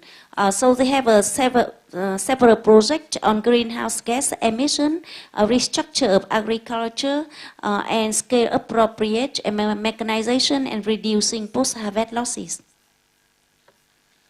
Và chúng tôi hoàn toàn có thể thực hiện được cái vấn đề này khi mà chúng ta có tất cả những cái yếu tố kỹ thuật về tưới ngập khô xen kẽ, chúng ta có những yếu tố kỹ thuật về có thể hoàn thiện lại cái quy trình canh tác, cũng như là có những cái sự hợp tác của các cái cơ quan chuyên môn ở trong nước cũng như là các cái tổ chức quốc tế.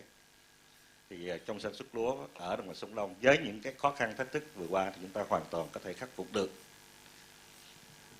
So I do believe the emission reduction in rice production can be improved if we have the great cooperation with the professional agency or technical assistance from international organization, or applying the technical emission reduction techniques like AWD. Trong thời gian vừa qua thì chúng tôi cùng với lại tổ chức cùng với CICAP, cùng với IRI, cùng với các cái tổ chức quốc tế, chúng ta đã làm được những cái phần cơ bản của cái việc mà chúng ta ứng phó với những cái thách thức này. Phần cơ bản này là chúng tôi đã có một cái bản đồ về rủi ro khí hậu và kế hoạch thích ứng để mà chúng ta có thể ổn định được cái sản xuất lúa. Các cái chương trình về đẩy mạnh cái tưới ngập khô xen kẽ trên ruộng lúa và cái thực hiện các cái hoạt động về kỹ thuật để đạt được các cái tiêu chuẩn về xuất khẩu qua các cái quốc gia khó khăn hoặc là các cái quốc gia mà có những cái điều kiện bắt buộc, ví dụ như là các cái kỹ thuật canh tác như là 1,5 giảm hoặc là SRB. During the last few years, under the cooperation with CICAP program, IRI, and other international organizations, we have carried out some program or some technical application like a climate adaptation map, or we call CS map, or alternate wetting and drying practices, or 1/5 reduction and SRP. Tôi rất là cảm ơn các cái tổ chức đã hợp tác để chúng tôi thực hiện các chương trình này, và chúng tôi hy vọng rằng là trong cái thời gian sắp tới thì chúng ta sẽ còn phối hợp với nhau tốt hơn nữa để triển khai các cái hoạt động làm giảm phát thải khí nhà kính cơ giới hóa đồng bộ trong sản xuất lúa. So we really appreciate the cooperation with different partners during the last few years, and we look forward to the more fruitful cooperation in the area of emission reduction, especially in rice production in Vietnam. Chúng ta thấy rằng là các cái kỹ thuật canh tác và cần phải cơ giới là rất quan trọng cho chúng ta đạt được các cái việc mà giảm phát thải khí nhà kính cũng như là tăng cái thu nhập cho người nông dân. Và một trong những cái hoạt động cơ giới quan trọng nhất là săn phẳng mặt ruộng.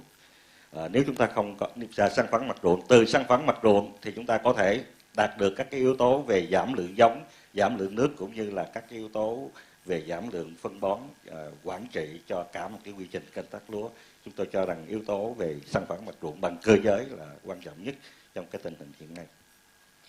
So I see the necessity and importance of applying mechanization in rice production. For example, we should apply precision farming, laser land leveling to reduce the high seeding or for better water management and fertilizer. Và yếu tố thứ hai nữa là hiện nay thì vấn đề xử lý về rơm rạ chưa được đạt một cách hoàn thiện. Có thể là các cái xử lý về rơm rạ cho các cái hoạt động phụ trợ phía sau đó chúng ta chưa được quan tâm. Vì thế rằng là sau thu hoạch và xử lý rơm rạ là yếu tố mà cũng cần được quan tâm trong cái cơ giới hiện nay. And second point is for the rice straw management and post-harvest, which need to apply mechanization. Vì thế rằng là chính phủ Việt Nam và Bộ Nông nghiệp Phát triển Nông thôn rất là quan tâm tới cơ giới hóa trong nông nghiệp, và đối với sản xuất lúa của Việt Nam thì chúng tôi quan tâm là cơ giới hóa nhưng phải đồng bộ. Đồng bộ tức là từ khâu làm đất cho đến khâu thu hoạch phải được toàn bộ cơ giới ở những các cái địa phương khác nhau và trong các cái chuỗi sản xuất lúa gạo khác nhau. Và chính phủ Việt Nam cũng đã thành lập một cái văn phòng điều phối về nông nghiệp nông thôn ở tại Cần Thơ, khu vực đồng bằng sông Cửu Long. Và Bộ Nông nghiệp Phát triển Nông thôn cũng sẽ thành lập các trung tâm cơ giới hóa theo cái vùng sản xuất lúa này.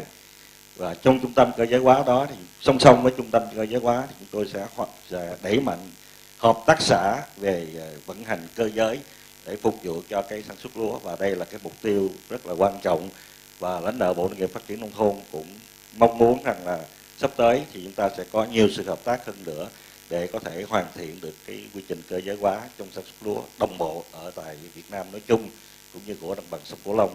Và đó chính là cái lý do mà thông điệp chúng tôi muốn truyền đạt đến cái cuộc hội thảo ngày hôm nay.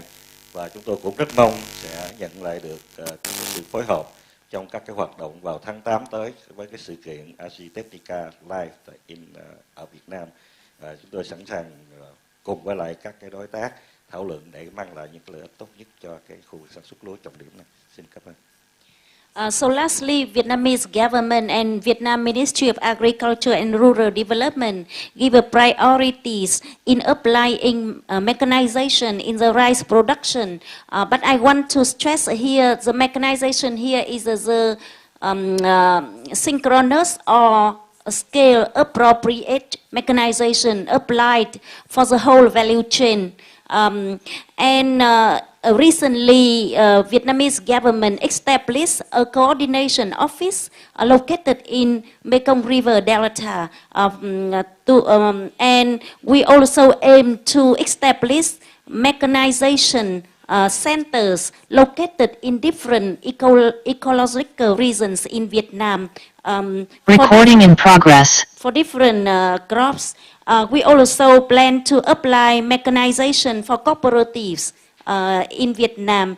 And so we do expect to have a cooperation from different stakeholders in the area of mechanization, especially in rice production in Vietnam. And we would like to highlight our event Agritechnica ASEAN Live to be organized in Mekong River Delta in Cần Thơ province from 24 to 26 August with the theme of mechanization for sustainable production, and we welcome you to join this event. Thank you very much. Thank you very much for this overview on the situation in Vietnam, and it's really good to see that the Vietnamese government picking up all these technologies and promoting them. And thanks also for highlighting the event in August. Is there any quick question? No, everybody is already exhausted. Okay, Thank you very much. And then we move on to the next presentation, which is again on, no, it's not on Vietnam, it's by our Vietnamese colleague, Dr. Nguyen Van Hung. And it's on cross-cutting across the different countries that we are working in on integrated mechanization and precision farming for reducing carbon footprint. Thank you, Martin. Yes, more convenient. Okay. Good afternoon, everyone. So my name is Hung. I'm a scientist of IRE,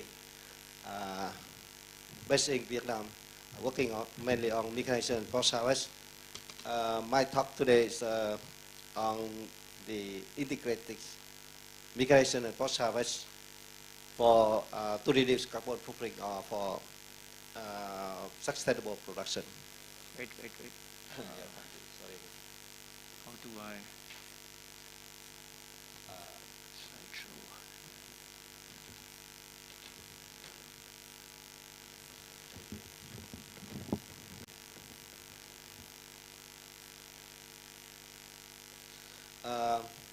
I will overview very quick or briefly about my job problem and challenges, why we did integrated mechanization and precision farming, where and how can we reduce carbon footprint. Actually, Dr. Ole said already mentioned or explained some about that, and some innovation or solutions for the integrated mechanization and precision farming for reducing carbon footprint. Okay, the challenges and problem is like a small size parchment field, and some colleagues already mentioned about that. The high sick rate, overuse of agrochemicals in the field, like Mr. Tung already mentioned, inefficient water management, post-harvest losses, rice straw burning, and incorporation of rice straw in flooded field. All that one leads to high carbon footprint, and Dr. Ole Sanders already explained about that. On the other side, on the other hand, we need to meet the demands and the trends, like less input, so we will have less land. We have to do less chemical application, etc. But we need more food, like FAO estimated that the food demands will be double in 2050. So we have about 9 billion people globally. The trend towards sustainable consumption and consumer welfare. So people want to have a more sustainable products. The country priorities of reducing greenhouse gas emission as a lot of Southeast Asian country committed in COP26 as well. Okay, some specific challenges. So, for example, it is one example of why post-harvest losses 20 years ago 10 to 20%, now still 10 to 20%. A lot of development, a lot of improvements and solution. And why? Because 20 years ago there is no combine harvester. That caused high post-harvest losses. Now 100% combine harvesters, the harvesting applies 100% of combine harvester, but still losses because of, for example, in the Mekong River Delta of Vietnam, sowing at the same time, intensive harvesting. So the time of harvest is only 1 week, so not sufficient capacity of harvest and also drying. So it puts forward backward to the farmers and the traders. So delay of harvesting or early harvest or late harvest lead to high post-harvest losses. Even we have a combined harvester. So that one we need create another problem or challenges. So we need to solve that, like optimize logistics. So the IT will help that.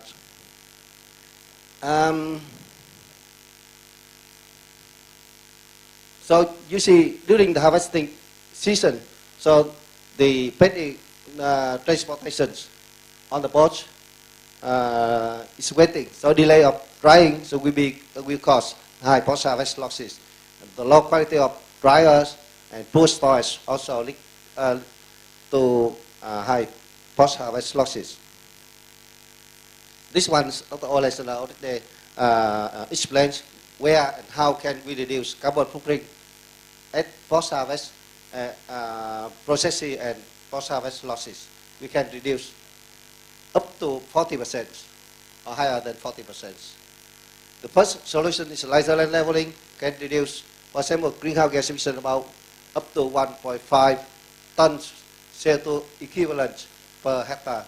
That one is including the benefits of reduced water use, nutrient use, or agronomic input, or increase efficiencies of the energy efficiency and nutrient use efficiency, etc.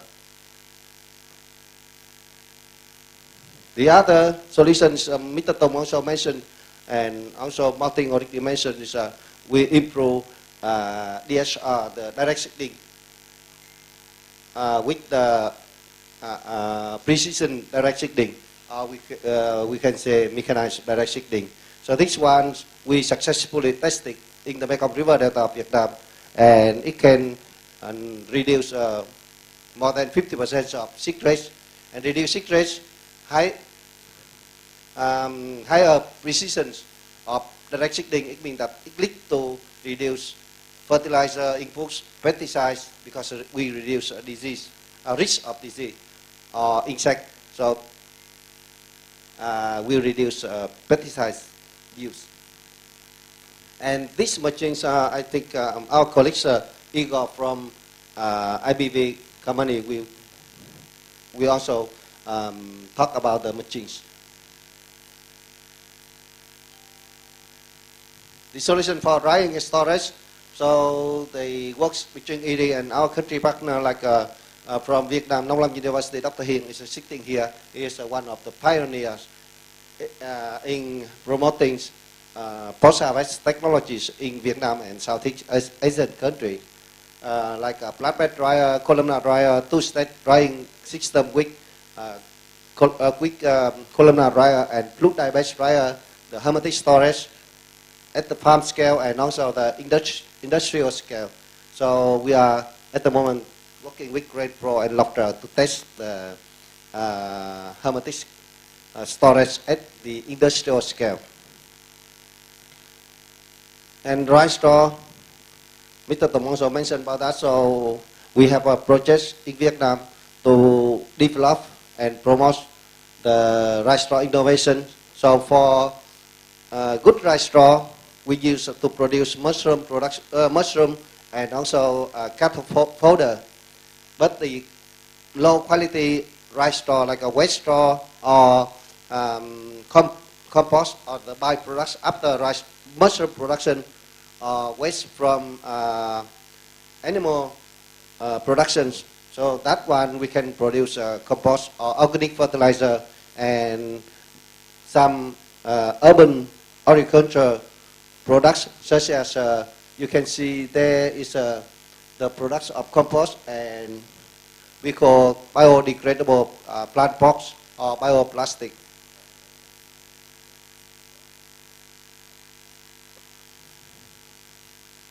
And now, so we have a technologies. Now but the problem is logistic, problem of transportation, problem of the incentive cropping system. So now we need IT. So we need to integrate mechanization and precision farming and digital agriculture. So we have Easy Harvest. So this is one of example. So we are working with Lofter Group. Mr. was presenting. So Easy Harvest will integrate database with the other existing platforms, such as Rice Crop Manager. So integrates database from the field, the soil, the crops, etc. So optimize scheduling of agricultural machinery like a laser leveling, combine harvester, rice straw baler, and then smart fertilizer management or SSNM, site-specific nutrient management. and smart post-harvest management, and also provide some decision support or recommendation for to choose best practice or information. One example is we are working on the integrated digital agriculture to increase effectiveness and efficiency of laser land leveling, because one of the problem of laser land leveling is a very high cost.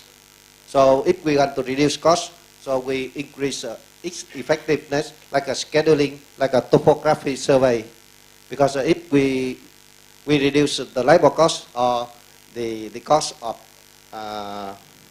activities to prepare for laser land leveling, so we need to have a better solution. And then easy harvest, this one we already tested in the Philippines for the agricultural search, we call nearby search machinery, and for the wet paddy logistic of Loctor Group. So we are working with them, and we tested last year, and this year we still continue the development of easy harvest for optimized wet paddy logistics. So this one is similar like Uber bot, but integrated with the post-harvest management knowledge, and then we optimize.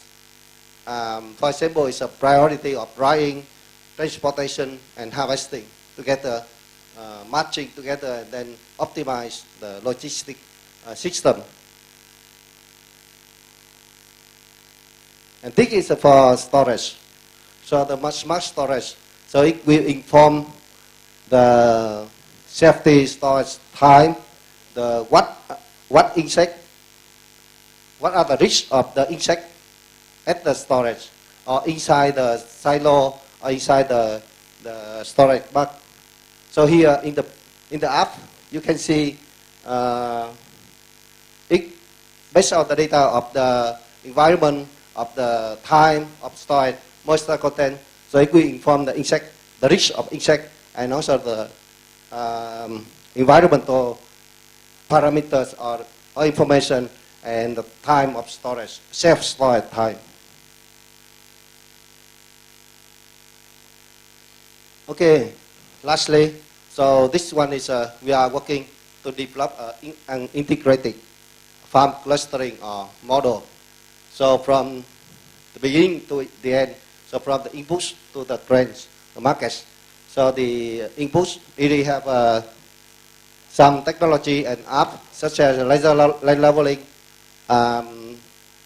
mechanized direct shifting, the rice crop manager app, that is site-specific nutrient management, the IWD, the water management, and then easy harvest for harvest and post-harvest, logistic, and we are working on the green circular rice straw based green circular economy, and also integrated with the CSMAP and NHM of Mr. Tung.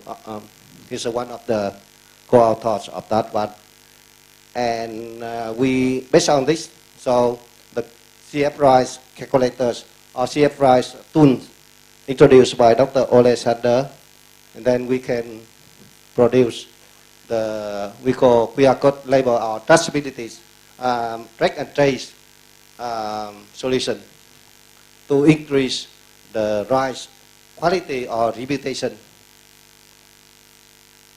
Yeah, that's all. Thank you very much. Thank you very much. So we have a minute for questions. So Dr. Hung was presenting some of the things that were presented before by other presenters, but then also what's going on right now in terms of taking those technologies and also the digital tools to the next step. Are there any questions or comments? There's one in the back.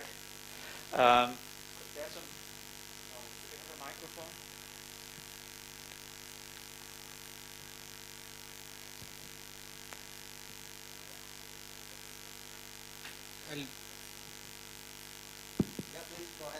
I'll make it quick. My name is Prabhav. I come from India. Even in the previous two presentations and the current presentations, I saw a real problem of paddy straw. If there are technologies with us which can be converted into biodegradable cutlery, TRL7 plus at that level, is there a platform we can work with for the region? Is there some institution we can work with? For rice straw, right? Rice straw management and conversion of it into biodegradable cutlery. Yes, on principle, yes, we have several ERI projects working on that, and actually we are also working in India. Yeah, from India. I don't know where are you, but on principle, yes. ERI, principally, we can share the information, the technologies, what already published, we can share. But on the other side, so we need to discuss further is how the mechanisms or how the projects can help you. For the technologies, so what I mentioned particularly on rice straw, so that one is like mechanized composting, the biodegradable plant pots, or some other like rice straw collection, mechanized collection, that is available. Yeah. Technologies are available. The question was, we have developed technology where we take any straw and then convert it into biodegradable cutlery. And I see a problem over here which we can potentially solve. So how can we collaborate with you over there? Okay. Yeah. So you have a technologies. How can you collaborate and offer in the week area? Oh, that one. Martin, do you? Well, I got this question the last day and today also many times. So people come and say, how can we collaborate? I think the first step is to share information about what you have, what you are doing with us and with our partners also who work on the topic. And then we will have to have a discussion, basically, what are the needs, where can the individual partners add value to what others are doing. And then at the end of the day, either we have initiatives where that can be integrated, or we will have to write proposals, joint proposals, in order to get some funding for the activity. So I think the first step is really get in touch with the scientist, in this case Dr. Hung, who is our expert on rice straw management at IRI. And as Hung said, there's also in Varanasi, we have an IRI, big IRI center. And there are projects in India that work on rice straw, and there are projects in the pipeline that hopefully get funded. So I think important is basically have a communication with the people, and things will come out from there, I think. Okay. Yeah. Thank you. Okay. Okay, thank you. Thanks, Martin. Yeah. Okay, thank you very much. And then I think the time is up for Hung. Hung, thank you very much. And we have the last presentation for this session. And it is from Igor Dolinar, who is the key account manager of APV. It's an Austrian company that makes agricultural machinery, direct seeding equipment, and weeders and so on. And he will talk on recent developments on direct seeding. Direct seeding was already mentioned several times. And yeah, do you need help? I have to find my presentation. Okay, so as I mentioned, direct seeding is really, for me, it's a hot cake right now because it's not mechanized. Crop establishment is not very much mechanized. And just to give you an idea, the international research centers have decided that they move all their breeding work and breeding programs from transplanting to direct seeding. So there's a lot of talk going on around that, and I think that will keep us busy for the next couple of years. And I think Igor's ready, so please. Yeah, I'm ready. Good afternoon to everybody. My name is Igor Dolinar. As Martin already introduced me, I'm coming from company APV. Company is located in Austria, so in Europe. Yeah, just a few words first of all about company, that you have imagination where we are. So, company is in Austria. We are a middle-sized company. And we are a very international active company because we are present in more than 50 countries. Basically, our products are small seeders for small size seeds. And here, especially in Europe, we have a huge market in that area. But we have entered in a rice establishing business, let's put it so. Also because our seeder can be adapted for a rice seeding. And with help of RE Institute, we studied a little bit how we can adapt our machinery. And here are some facts which were very important for us when we were preparing the machinery for direct rice seeding. First of all, we figured out, rice is one of the 3 leading food crops. It is also a staple food for half a population on the world, and the production is rising. Here, it's also the table with the biggest manufacturers, countries, manufacturers of the rice, and as you can see, the Southeast Asia countries are very high on this level. For us, as for the manufacturer or developer, was also 2 facts interesting. One is that the sizes of the fields are in average very small ones. Why was for us that interesting? Because our machines are also small ones, so you don't need a big capacity machines. The other important fact was when we figure out that the yields in the world, they vary very much. As you can see here, from 1 ton per hectare up to 10 ton per hectare. That means the mechanization probably it's the best answer to increase the yields as much as possible. Then, with this, our investigation, we also figured out that 3 main elements are important at the establishing rice and afterwards effects on the yield itself as well. First is quality of the seeds. Seeds should be without diseases, without mechanical injuries. It should be also without particles present. Second, very important factor is the one where we maybe can play one of the major roles is that we should take care that the contact between the seed and soil, and especially water in soil, it's good enough that seeds can absorb the moisture to germinate. Seed should be placed also on the proper depth, and of course in let's say quality soil without too many pests present.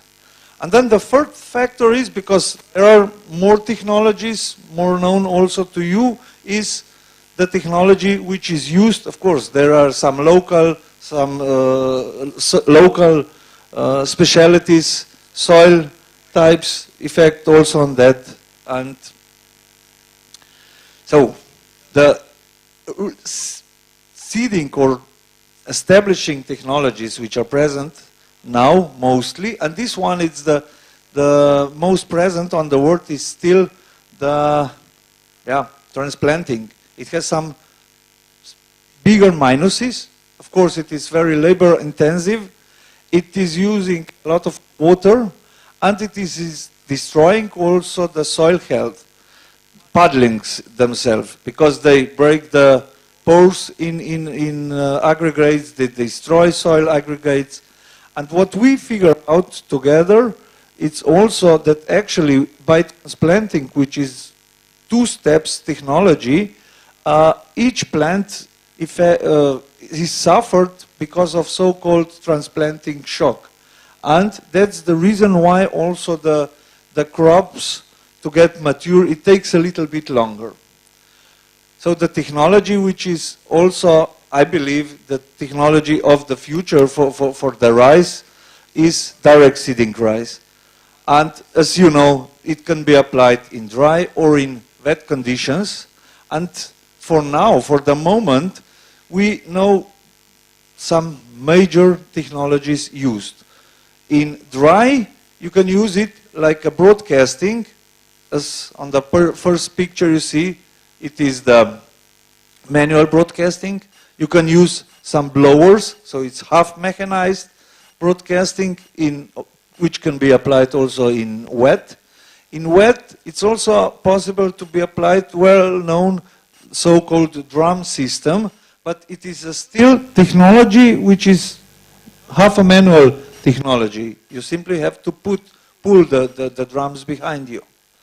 The only, what we figure out, available technology at the moment now are so-called super seeders.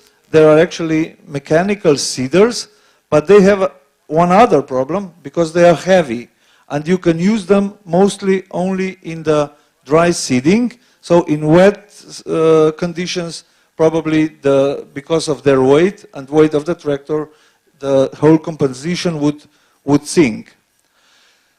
So, and here is our part, what we considered. So, as I told in the beginning, our seeders are light, and because they are not heavy, we can apply them in dry and in wet. At the beginning, maybe some advantages what we can offer. So, our high speed as well. You can work up to 8 kilometers per hour with our seeders. We have two types of placing or establishing of rice seeds possible, either in rows, or we can also broadcast, like on your right picture. The machines, the seeders, are very exact in seeding rate because they are controlled by simple kind of computer. When I say simple kind of computer, I mean user-friendly computer. And the seeders are also supported by airflow, and that's why you always get quite a very uniform seeding pattern. Here are some models. First of all, that you understand how our machinery is working. Basically, we have a hopper. Seeds are put it in the hopper. In the middle, there is a seeding shaft that is actually a heart of the machine. It is electrically driven. That means you don't need any special drives on your carrying machine. The sowing shafts can be changed, and if you have different kind of seeds, yeah, you just adjust the sowing shaft. When the quantity is determined at the turning sowing shaft, behind there is a fan. It pushes material into outlet and further on into tubes. And after tubes, it can finish on the dispersion plate, or it can go some soil opener, which is on the rice seeding machine. As I told you, there is every machine controlled also by a simple kind of computer. Here are the models. Our simplest model for broadcasting. So it's a machine mounted on a carrier, and you just broadcast it. So that means you don't have rows, but you have broadcasted pattern. The second machine, what we have, it is an already combined machine. This one is also running contest at IRI facilities in Philippines now. It is a machine with 16 outlets, and you can do it either 16 rows, or you can bring out the seeds on the dispersion plates, and you get the broadcasted pattern. This unit is already equipped with the advanced computer. What does it mean, advanced computer? Advanced in meaning that it works in correlation with speed. So quicker you drive, quicker turns the seeding shafts. But important is that at this moving, the quantity you are getting out of the seeder, that means how many hectares, how many kilos per hectares of rice, that you are getting all the time the same quantity. Machine is also equipped with lifting sensor, and lifting sensor means when you are end of the field, it shut off automatically. We have also a smaller model of that. It's used especially for, let's say, lighter vehicles, where also the weight is very crucial. Otherwise, it's machine very similar to the first one.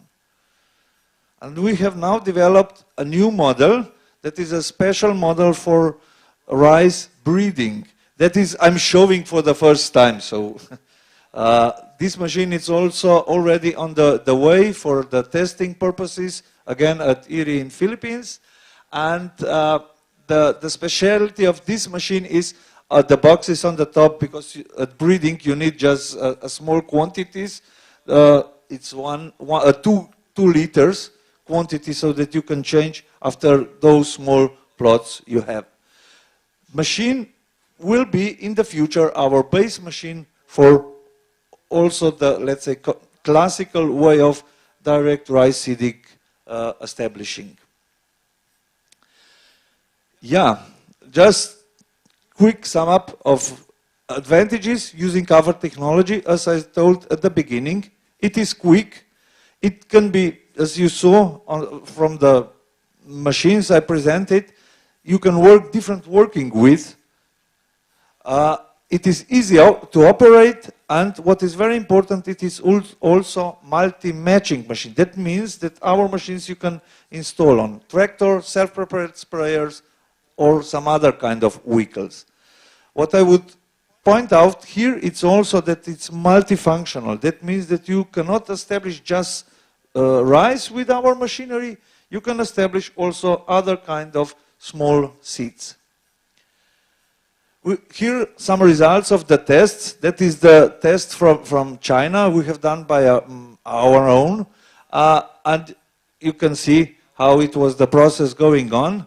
I will just go to the results. So we were comparing to manual seeding and transplanting, and results with using our broadcasting technology was better for 8% yield higher, and there were also savings for farmers. Very interesting tests were done in Vietnam. There was comparison test between our seeder, drum seeder, and broadcasting by blower. It was done by IRI again, and we were using much lower seed rate than the other two ones. And what is very interesting here are the pictures how it was established and how was the rice was growing in both two cases. But interesting at the end is yield. Even if our technology requires much less quantity of seeds, the yield in both in spring and autumn harvest was approximately the same compared to the other ones. That means it's just a saving for a farmer.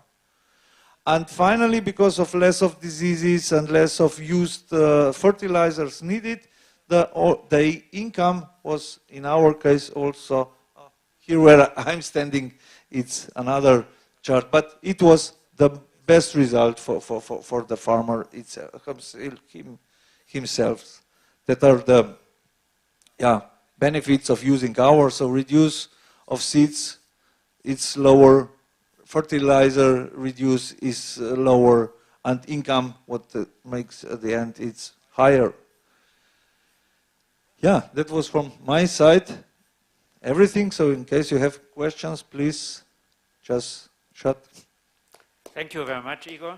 Thank you. And we do have time for a question. There's no question? Everything clear? Everything clear. This is an example for, I think, also good collaboration between the private sector and the public sector institution, in this case IRI, and then also in Vietnam, our partners there, where basically a company is willing to adapt the technology based on specifications that we provide. So we appreciate that very much. And you displayed the machine that at the end, where Igor said it's a new one, that's the one developed specifically for the rice breeding programs for the international rice research, international research institution. So very good collaboration as well. Thank you. I would also thank you for the collaboration, because with collaboration with IRI, we got, as a European company, really chance to get all the tests, because the conditions, wet conditions, we simply do not have in Europe, and that we appreciate very much. Thank you. Okay, thank you very much. And yeah, and that sort of concludes the first session. And where are we? We have 5 minutes for questions, if there are any, to any of the speakers. Yeah, please. Can you say whom you want to address it to? Usually we have the speakers here, but because of COVID, social distancing, we could not put all the 6 speakers there. So please say whom you are addressing the question to, and then I would ask the speaker to go to the microphone and answer the question.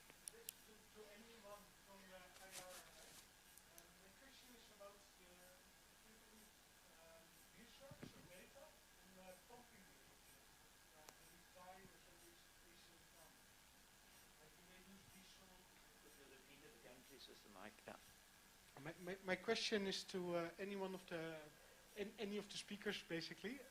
If you have any research or data available on the way that farmers manage their water and their pumping, like how often do they use diesel fuel? How often do they use electricity? What kind of water source do they use? I didn't get it acoustically exactly. So you are asking for data, research data on fuel consumption and pumping behavior. Pumping? Yes, for water? Water pumping. Yeah, okay. Anybody has an answer there? I think it's very location specific. That's one thing. And we do have data in, if we have projects, AWD, for example, alternative wetting and drying, it's a water saving technology. And that replaces what is done by farmers, and that depends very much on the location. So I think I just give a very general statement, maybe somebody can complement that. So in a lot of the countries here, the irrigation systems provide water through the system, and often it's free. And it's basically, it comes from canals or it comes from pumps and so on. It really depends. And the challenge there is that if the water's for free, there's no incentive to save water. And if you have projects like that, there was a big project in Vietnam looking at IWD. I don't know, Ole, whether you have an answer to that. That basically looked at the traditional practices and so on. And I'm sure there's data there, but yeah, Ole.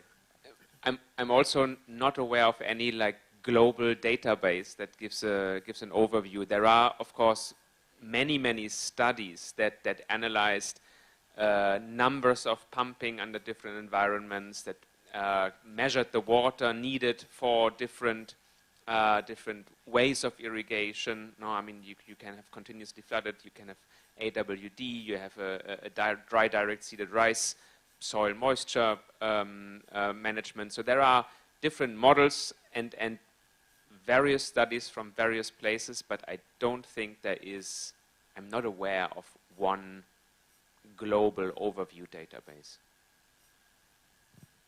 Thank you. Yeah, thanks. Hung? Yeah, I just provide information.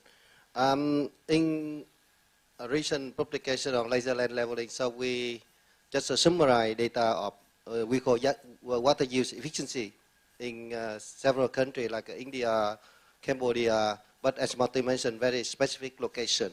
But they have a data, several related publications. For example, how much water used for 1 hectare and 1 kilogram of rice to produce 1 kilogram of rice, or how much water you need. And based on that, so we do some assessments for the pumping. But the pump also very depend on what. For example, in Vietnam, in the Mekong River Delta, Vietnam, they use the centralized pumping. So around not a very high capacity, like 100 kilowatt hour for one pump. But if you use only 1 or 2 kilowatt hour for small scale household, so that one is different. But the average data is there. So we can share the paper, including water use efficiency and the average data for pumping electric power. We calculate back to the carbon footprint actually and greenhouse gas emission. And in that is including the difference, and you can find data of water use efficiency there. Thanks. I think what can generally be said is that if you have small individual pumps and also kind of communal pumps, they are generally diesel operated, if that helps in a way. Yeah, that's what I've seen a lot. Okay. Okay, time for one more question. If there is none, then I think we can move to the next session. The next session is on smart farming, and a lot of sort of tools for smart farming were already mentioned in the previous session. But yeah, these are focusing a little bit more on the different tools for that. So the first one is from a colleague from IRI. It will be online also, Dr. Alice Laborte. She's with the Sustainable Impact Platform, Sustainable Impact through Rice Breeding Platform based in the Philippines. And her presentation is on digital agriculture innovations for data-driven decision-making. Alice, can you hear us? Yes, I can hear you. Okay, very good. So okay, let me share my screen.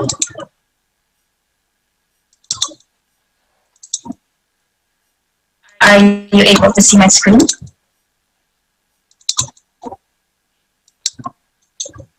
Can you see my screen? Yes, we can. Okay, thank you. Good afternoon, and I'm pleased to share with you our work at IRI together with our partners in developing and operationalizing digital solutions for data-driven decision-making. I will talk about 3 digital innovations developed in the Philippines and funded by the Philippine Department of Agriculture. The first is PRISM, or the Philippine Rice Information System, which is a satellite-based national rice monitoring system that has been operational since mid-2018. The second is the Rice Crop Manager, or RCM, which is a digital tool that provides farmers with personalized nutrient and other crop management recommendations for their rice fields. So this has been transitioned to and managed by the DA since October last year. And finally, PRIME, or the Pest Risk Identification and Management, which is on rice pest surveillance and monitoring. So we are currently developing a sustainability plan as we transition the operations to the Department of Agriculture, which is through the Bureau of Plant Industry, which has the mandate on pest surveillance and early warning.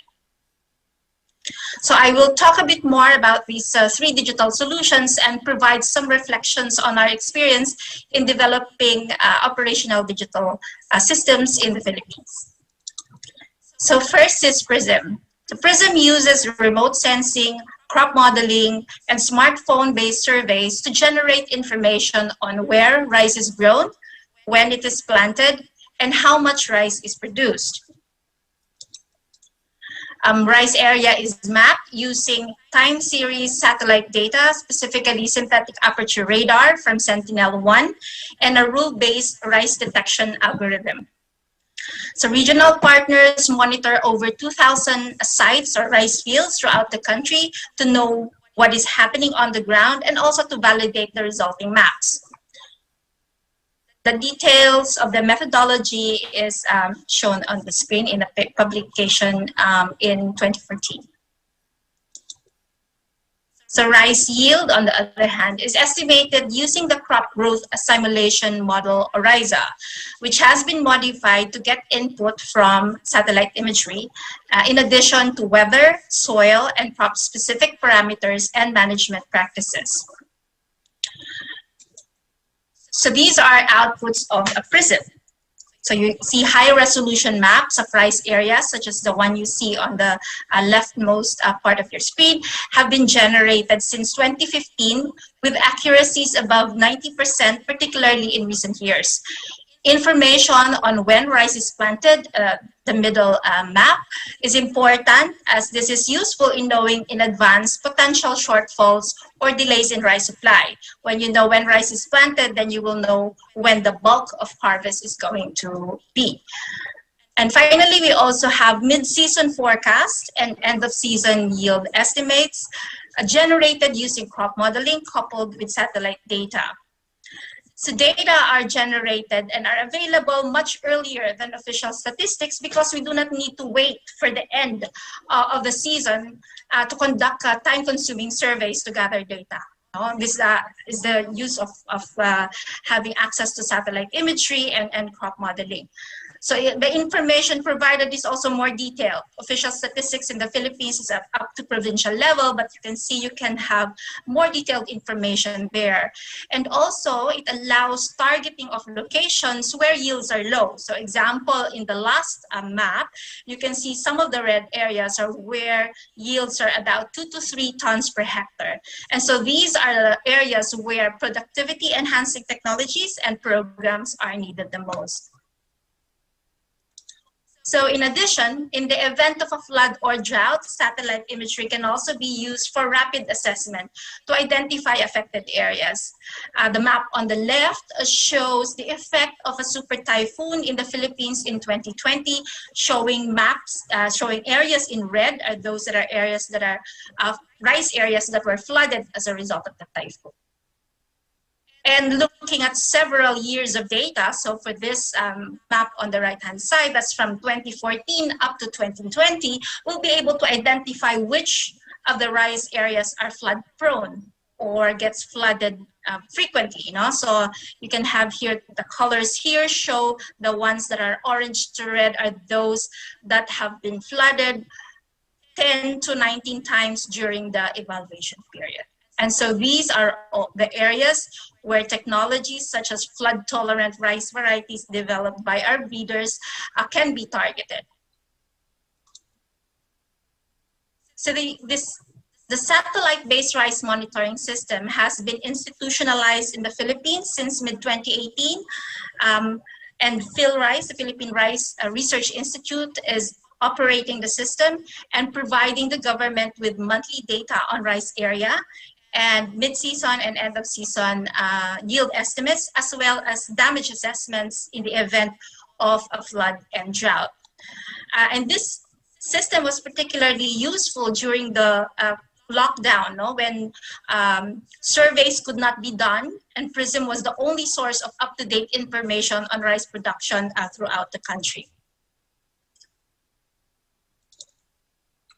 So if you would like to know more information about PRISM, you can visit the PhilRice site written in the bottom of your screen.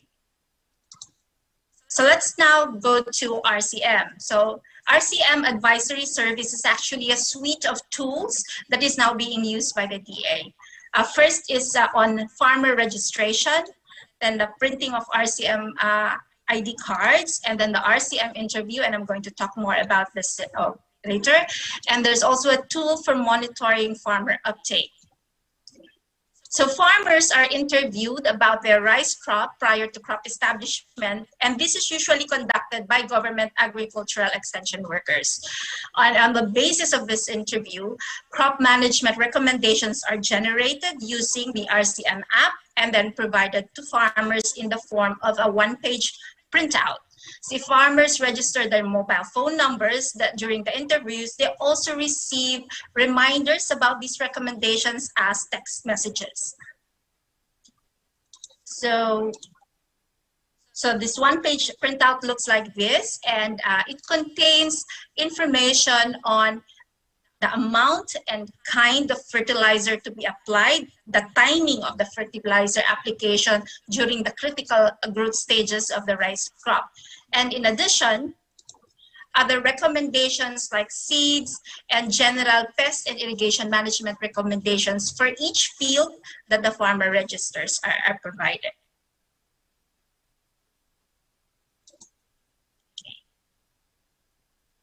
A total of 2.7 million unique recommendations have been generated in the Philippines, and a total of reaching a total of 1.4 million farmers. That's from January 2014 up to December 2021. And based on a nationwide on-farm trials in the Philippines, there's a 10 to 32% increase in farmers' yields when the farmers adopt RCM, and there's also an increase of $320 per hectare per season based on an external evaluation done.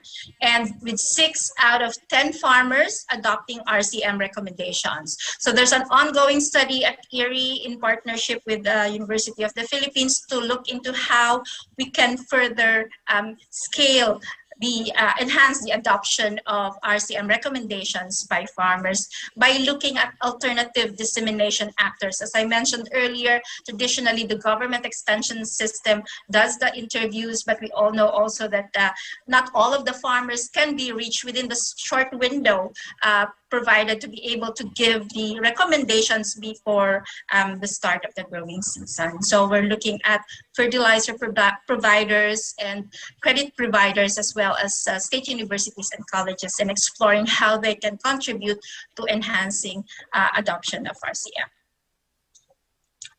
Okay. Prime developed a standard protocol for pest surveillance and reporting that is now being used in the Philippines. So trained technicians throughout the country, armed with a smartphone, visit and assess the pest situation in selected rice fields throughout the country. And they do this monthly. And then automated, and then these are submitted to a cloud server, and there's a process for data review to ensure that the data collected are good. And then there's an automated process of reporting and generation, and that's showed in the Prime website and Prime web app. And these are also used to develop Prime bulletins, pre-season and monthly bulletins with pest advisories, and disseminated to regional crop protection centers, and which then forward the information to local government units and to farmers. The map on your left shows the over 2,700 rice fields that are being monitored monthly throughout the country.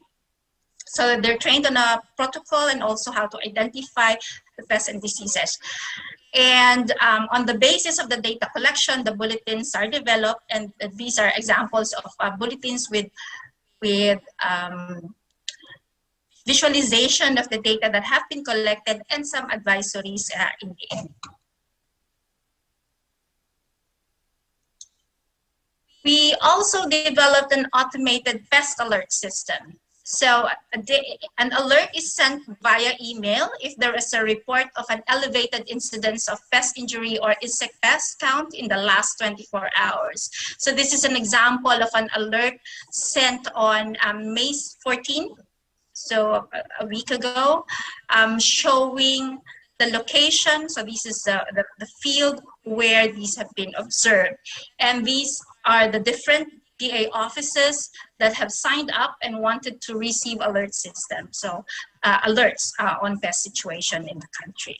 So this data and this alert have been used by the Bureau of Plant Industry and the the regional crop protection centers to identify interventions that are needed and must be released to the different locations to avoid pest losses.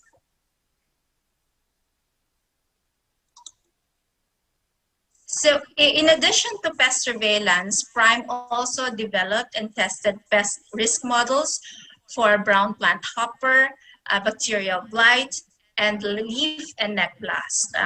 Shown here is a weather-based risk map with the red areas showing areas of high risk if a susceptible variety is grown in the area.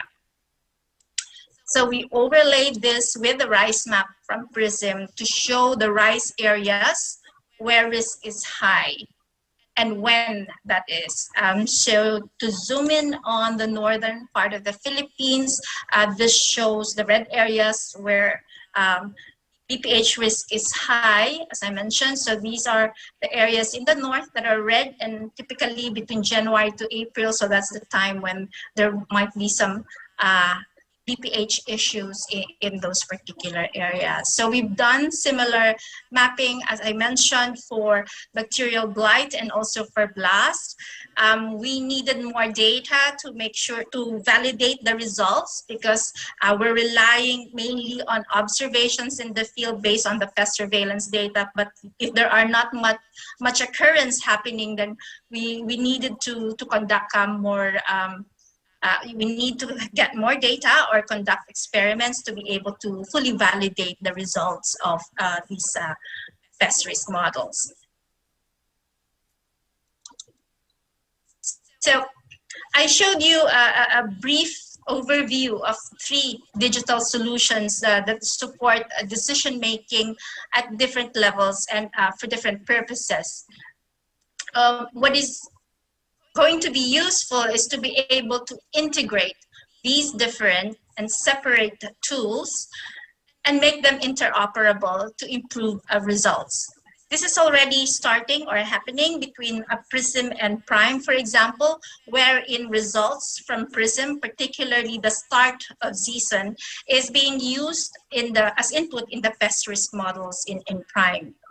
And discussions are underway to improve the nutrient management recommendations in RCM, because the recommendation is at the start of the growing season, to be able to make adjustments to the recommendation mid-season based on the yield forecast provided by PRISM, for example. So of course, there are a lot of opportunities here to be able to build on the different data sets or databases collected for the development of these 3 different tools.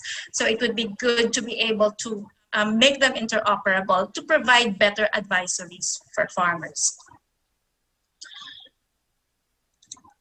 So I would like to share some key lessons or some learnings as we move or transition from research to operation. So the first is ownership is key to sustainability. So we've been developing tools for the use of government, particularly for the Department of Agriculture, and co-development, regular communication, and joint decision-making are very important. It's also important to identify the key stakeholders and partners and plan how to engage them and to involve them early. Of course, it's important to establish confidence in the accuracy and timeliness of product delivery and to clearly demonstrate value addition. And finally, to build capacity to generate and use the products, and also how to sustain the system. So that's also why, as part of the project, we are developing together with our partners a sustainability plan to ensure that after the project, the national partner can continue operating the system. So this is possible with several organizations that we have partnered with, and they are listed here. As I mentioned, if you want to know more about the different tools, so RCM, PRISM, and PRIME, you can visit the website listed here. Thank you very much. Thank you very much, Alice. And also, because Alice is online, one question, or are there any questions to her? So it's an example of digital tools for decision making and also how they are being scaled out in the Philippines through partnerships with public sector. No questions? Ole.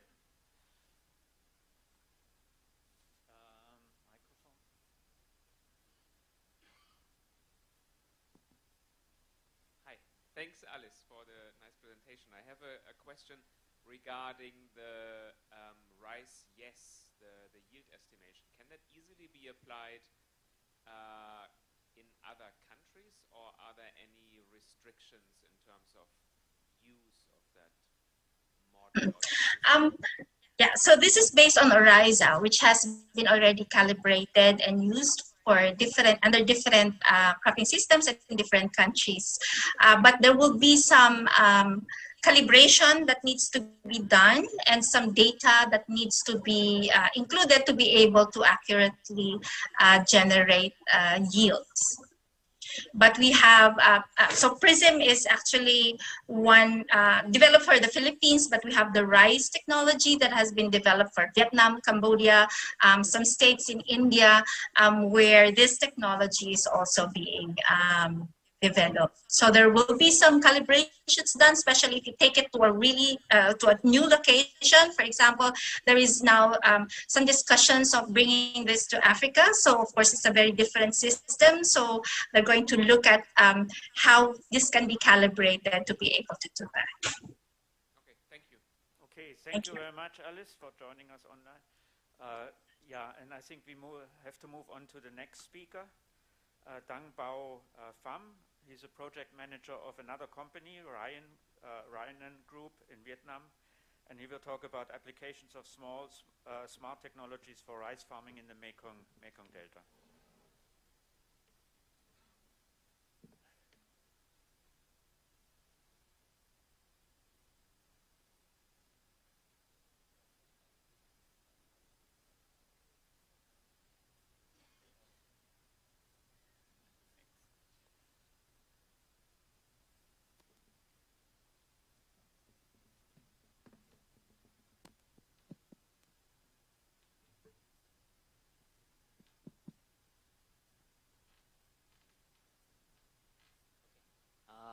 Hello everybody, ladies and gentlemen. You can call me Dang. Today I will come here to talk about digital transformation in agriculture. You know, Dr. Mighty is my advisor for this presentation.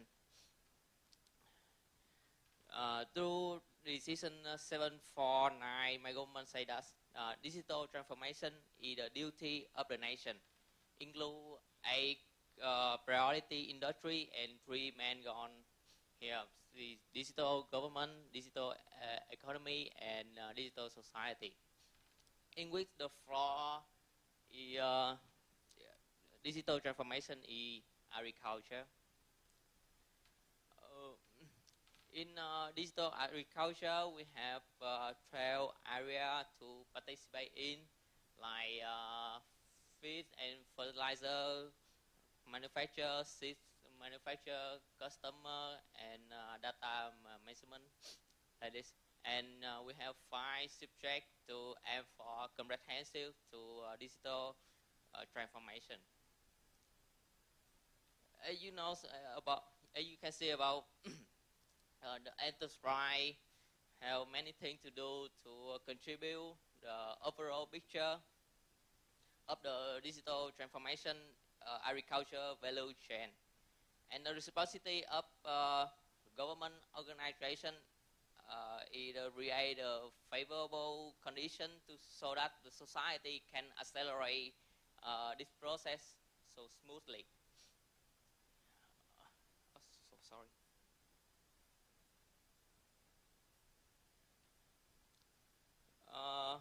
In digital transformation, we have 3 steps to perform.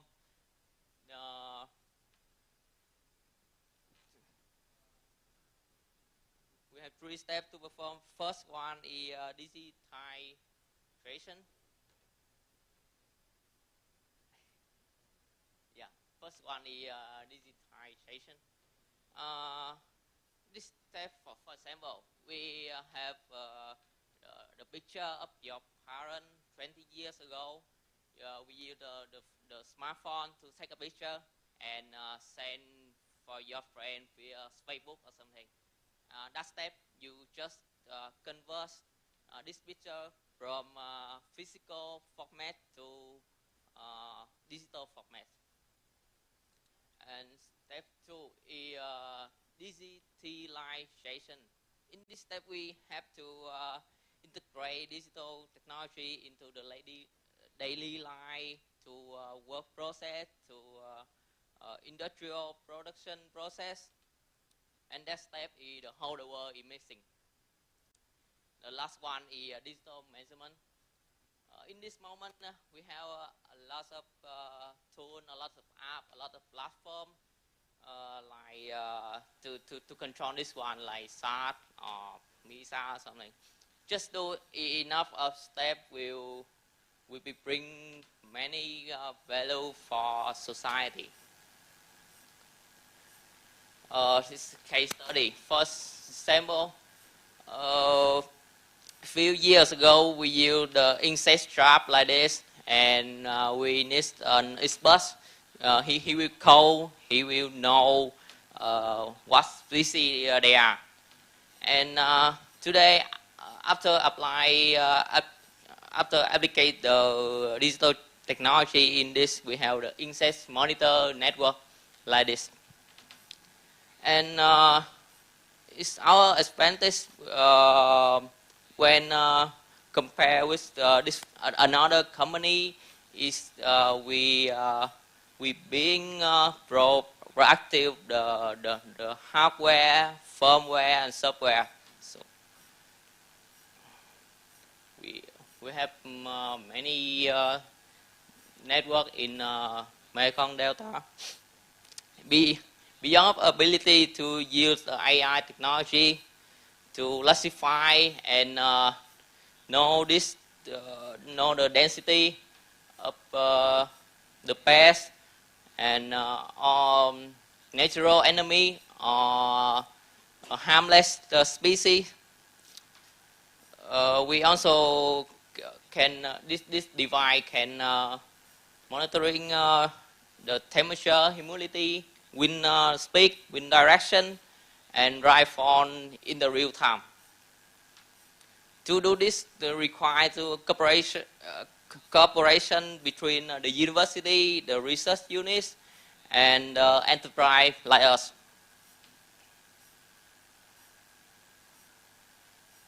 Similar to about this system, this the water quality monitor network also have the same task. In here we can test salinity, pH, alkalinity, and water level in the real time also. We call D2 monitoring network is the route monitoring station. So we go to the now we go to the keyboard. With the satellite, with the combination, the data from the satellite and the data from the route monitoring station, we can get a lot of very accurate data and make the early prediction to contributing to increase the farmer efficiency and reducing the damage to the plant. You can see this. For example, if we know in one plot of land, we can know what kind of farming, what kind of pest, the migration direction of the pest, pay on the environmental parameter, and we will know the evolution of the flood, salinity intrusion, and even based on the data indicator from the satellite, we can also know if the rough, the lands are normal or not. This means DC or not. Also, is the ongoing problem in the Mekong Delta. That's the salinity intrusion. That take place on direction, you can see, and it's some play nearly 100 kilometers in the land, and this have done a lot of damage to the plant, to the crop, and pushing many our farmer to really difficult situation. And that's why in 2018, my government said that the salinity intrusion in opportunity to develop the stream farming. In the stream farming, you know, the stream farming model developed over time from extensive, modified extensive to intensive and super extensive. Today, with the growing of technology and the increasing demand along with the growing of the world population, require more. Require more farming model. The application of the smart technology to the farming industry, and we need to know such a chemistry, biology, digital transformation, and business or measurement. This is a super extensive stream farming model. You can see this without this the old model. So now we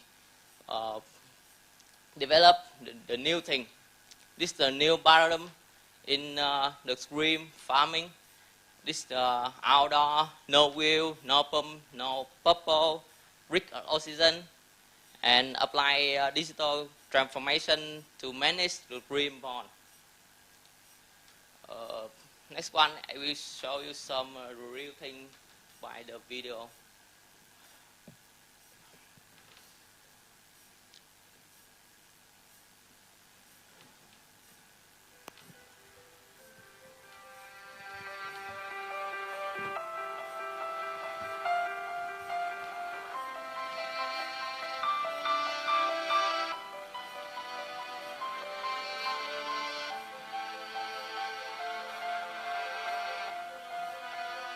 Out of this, we produce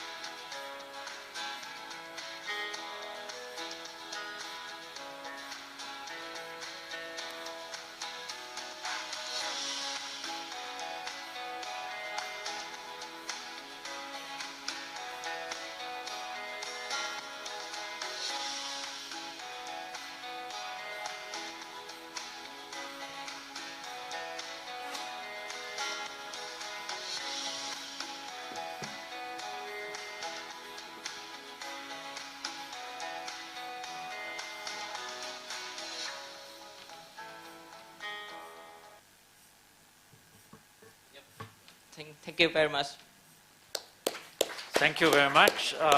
Yeah, some examples about how to use IT and instrumentation in order to automate shrimp value chains, and also working on rice and agriculture. So any questions?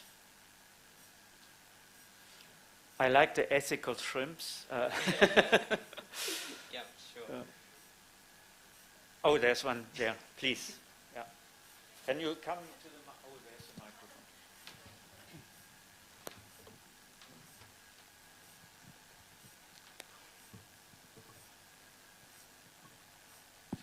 Hello, hello.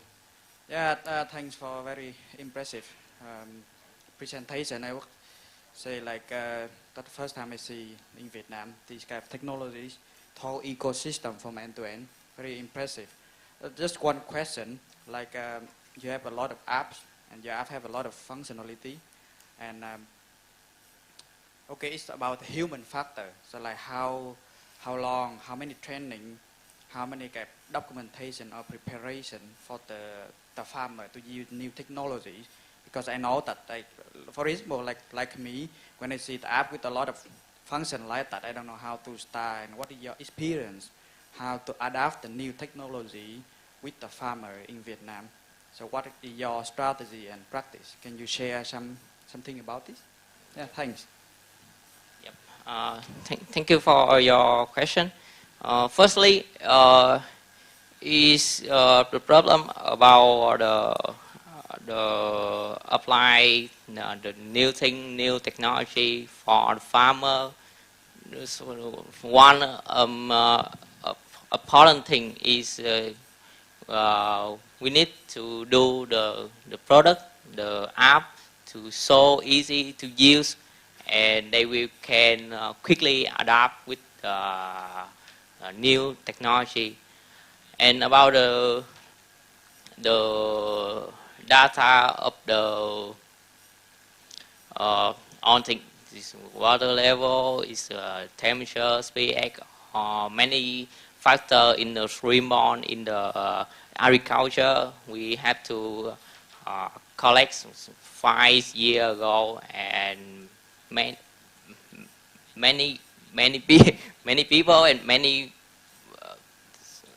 with our data science and AI team, we have around 120 people to do that.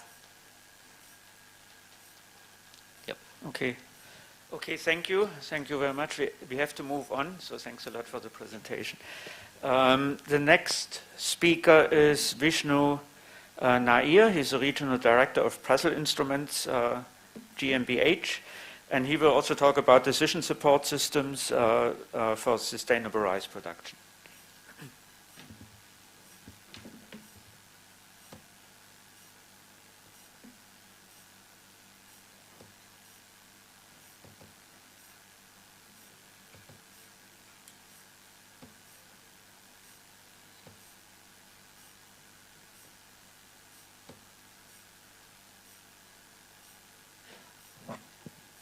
Hi. So, thank you, everyone. Yes, it's quite late in the afternoon, isn't it? I'm guessing coffee would have been very welcome for a lot of us here. I went outside, but apparently the coffee is for next door, not for us. So, it's a long walk downstairs. I'll be very quick, and I'll try to get as much of the points across as I can. So, just a bit of an introduction to Pressel Instruments. We are a 35-year-old Austrian company, and our entire business is built around IoT. So we started off as just a company that built weather stations, and we followed the trend of the technologies that existed at the time. So solar panels, GSM, fully autonomous, and then we added models on top of that, disease models, weather forecasting, water level management, and it was all primarily around Europe. So our main business was Europe. I've been with the company now for 7 years, and I take care of the APAC market. And a big chunk of what my job has been is trying to bring the technologies that were developed in Europe into the APAC markets, and the most complicated areas upon which we see a lot of pushback is in the tropical belt, because the technologies just don't work the same. Almost everything that we have in Europe does not work exactly the same when you are in high humidity and high temperature environments around an existing agricultural ecosystem dominated by smallholders. So the farmer is not going to buy your tech, and that's clear. And that is the first realization upon which we have come to acknowledge, which allows us to move to the next step, which is what I'm going to talk about. But in terms of what we do and what we've been doing for 35 years in more temperate climates is all this stuff that collect data from the field, processes it, and sends an advisory that allows you to manage your risk, reduce your input, and increase your yields. All proven. Proven in multiple industries, proven in multiple crops. Never really worked well here in Asia. Just a little bit more on the background of the tech stack, this so that you have an understanding of how it works. You've got field devices, and the field devices have different firmwares, and this is basically to enable it to capture the data and then unpack it. A big chunk of the research that we're doing is around communications. So, you know, the ability to collect data and move it autonomously is the most important part. And this requires an understanding of different GSM, Wi-Fi, Bluetooth. What are the different technological capabilities in the market to enable us to bring this more efficiently to you in the most cheapest cost, and also to do it in a way that requires very little human intervention. Once the data is already in the cloud, and that's the first step of the difficulty, once it's already in the cloud, then now you have a lot of possibilities. You can deliver it to mobile applications, you can deliver it to your customers via APIs, you can add models on it and deliver advisory directly to different crops, different environments, and that's where the magic happens. But you can see a lot of the technology that's coming out of Asia is still very much in the device hardware space when you look at IoT. Whereas the world has moved towards modeling, machine learning, and AI, we're still quite well behind in trying to develop hardware that works. Hence why we need to think of things in a little bit of a different way.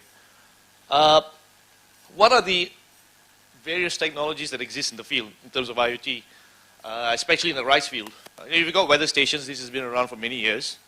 And there are a lot of complications around the ability and the options that are available around utilizing a weather network. If you've got soil moisture sensors, these are quite clear as well. They all existed for many years. You can monitor the water level from the ground at different depths based on what you're growing. Different root structures require different water level and water temperature, water salinity. Drones, drone support is quite an important part. You know, with the right devices in the field, you are able to provide advisory on when the drone should go out. So wind drift is a big important factor when you use a drone for application. And with the right IoT devices in the field, weather stations, wind speed sensors, you can provide a lot more intelligence. Automated insect trap, now that's a very new industry that's opening up over the last 5-6 years.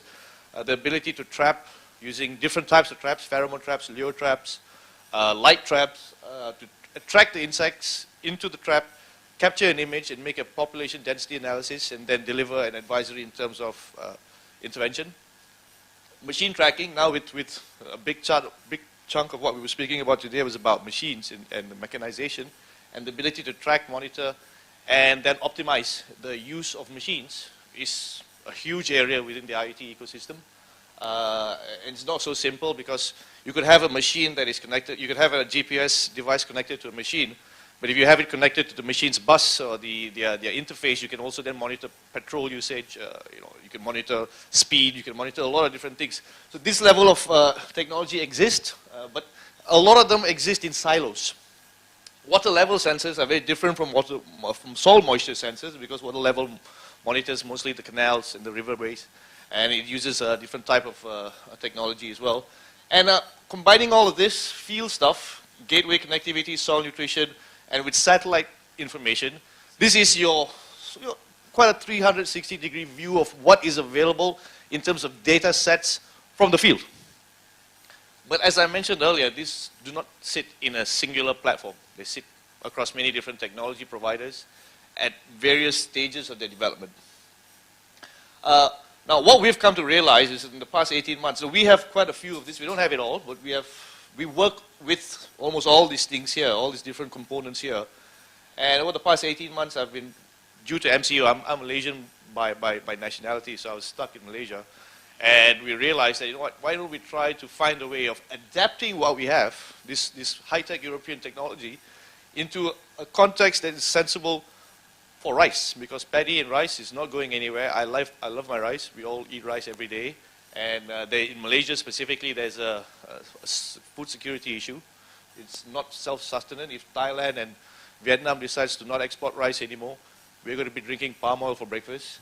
And that has become a big issue, making sure that we can ensure better rice production. So with that, we realized that there are three big issues that are stopping us from really making this sort of technologies exist in the rice fields. One is the smallholder ecosystem, and this is structural. There's nothing we can do about this. The farmers are not going to pay for technology, and their farm sizes are going to remain small until a cooperative environment exists or something along those lines comes in from a government legislation perspective to increase their overall land for more efficient machine usage.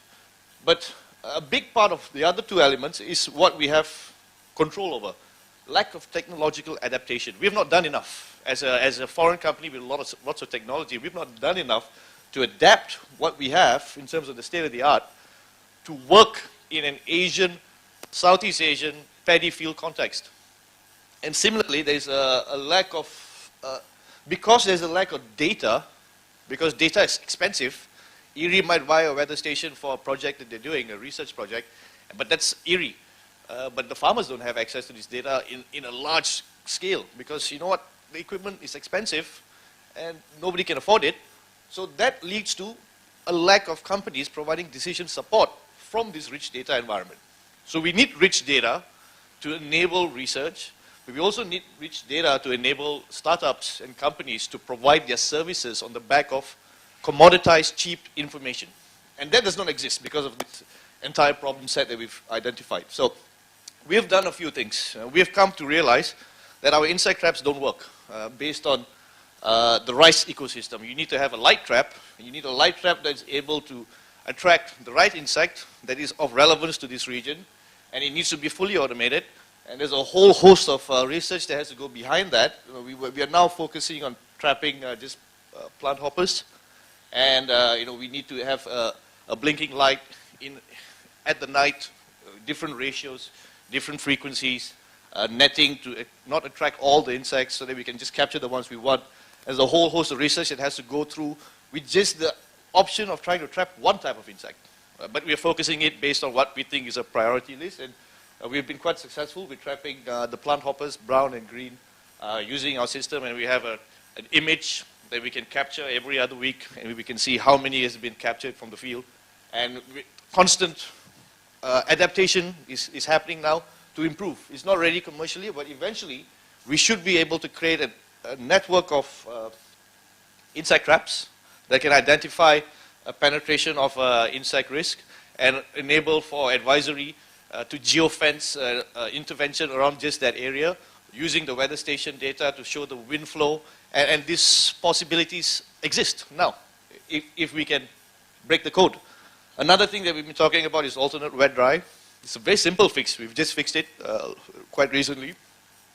There are ultrasonic sensors that use battery, communicate using 2G, and you can put these field tubes that you need in laser level fields wherever you want, and just have that sensor there, and it's monitoring the water level to a level of accuracy that is in the MMs and in real time. So with a distributed network of field water tubes that are fully automated, you can then also automate your pumps and ensure that you can automate your water levels for the alternate wet-dry functionality that you want without any human intervention. And everything is documented and everything is done using a computer. Again, this is a whole new project that we're working on. We have a device that can monitor and measure like lab quality nutritional availability by analyzing the sap. So you actually have to take the sap of a crop, the plant, the specific petiole of a leaf, and then when that is sent to the lab, you get the leaf folia assessment. But if you squeeze the juice from that specific leaf as well, and you put it in the machine, there's a correlation between the folia test and the sap test. And once you find the correlation or the coefficient of correlation, you are then able to now replicate that in the field to a very high accuracy, which means that you can now start getting a distributed high level of accuracy in terms of nutritional availability in a particular plant. So these are all adaptations that we have to do. We're not there yet. But there's a whole bunch of things we need to do, and there's a whole bunch more that we need to do, but we've done it to some extent in these three cases, and we're seeing success.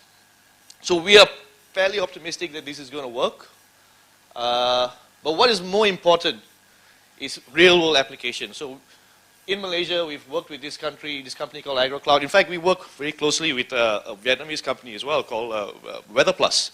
Long Troy, the previous company, the weather station is from us. It's a PESEL weather station that we gave to Weather Plus, and we are working with them on developing models which they are bringing into the Vietnamese market. But for Malaysia, we realized that not all sensors are required in a paddy field. You don't need full weather stations. Really, the main thing that you want to measure is rain distribution, humidity, temperature variation. So there are many different types of configurations that make economical sense in terms of the viability of having these devices in the field. And we have done massive research in a huge plot in one of the agricultural development authorities to identify what distribution of devices do you need, what parametric measurements do you need, and how do we do this in the most cost-effective way to enable companies like this one to develop the decision support systems for their stakeholders. So decision support systems in itself is not equal. The Agricultural Development Authority of the government want to monitor subsidies, whereas large-scale cooperative wants to increase yields, whereas the farmer himself wants to reduce his input costs. So you've got to be able to collate the vast amount of data sets that's available and then process it and deliver it based on channels that make sense to the individual stakeholder. So decision support systems need to be quite customized. And there's no one company that's going to be able to do it all. But the one thing they all need, and this is a fact, and I think even Prime, the guys, the Dr. Alice, everything still requires good granular environmental data.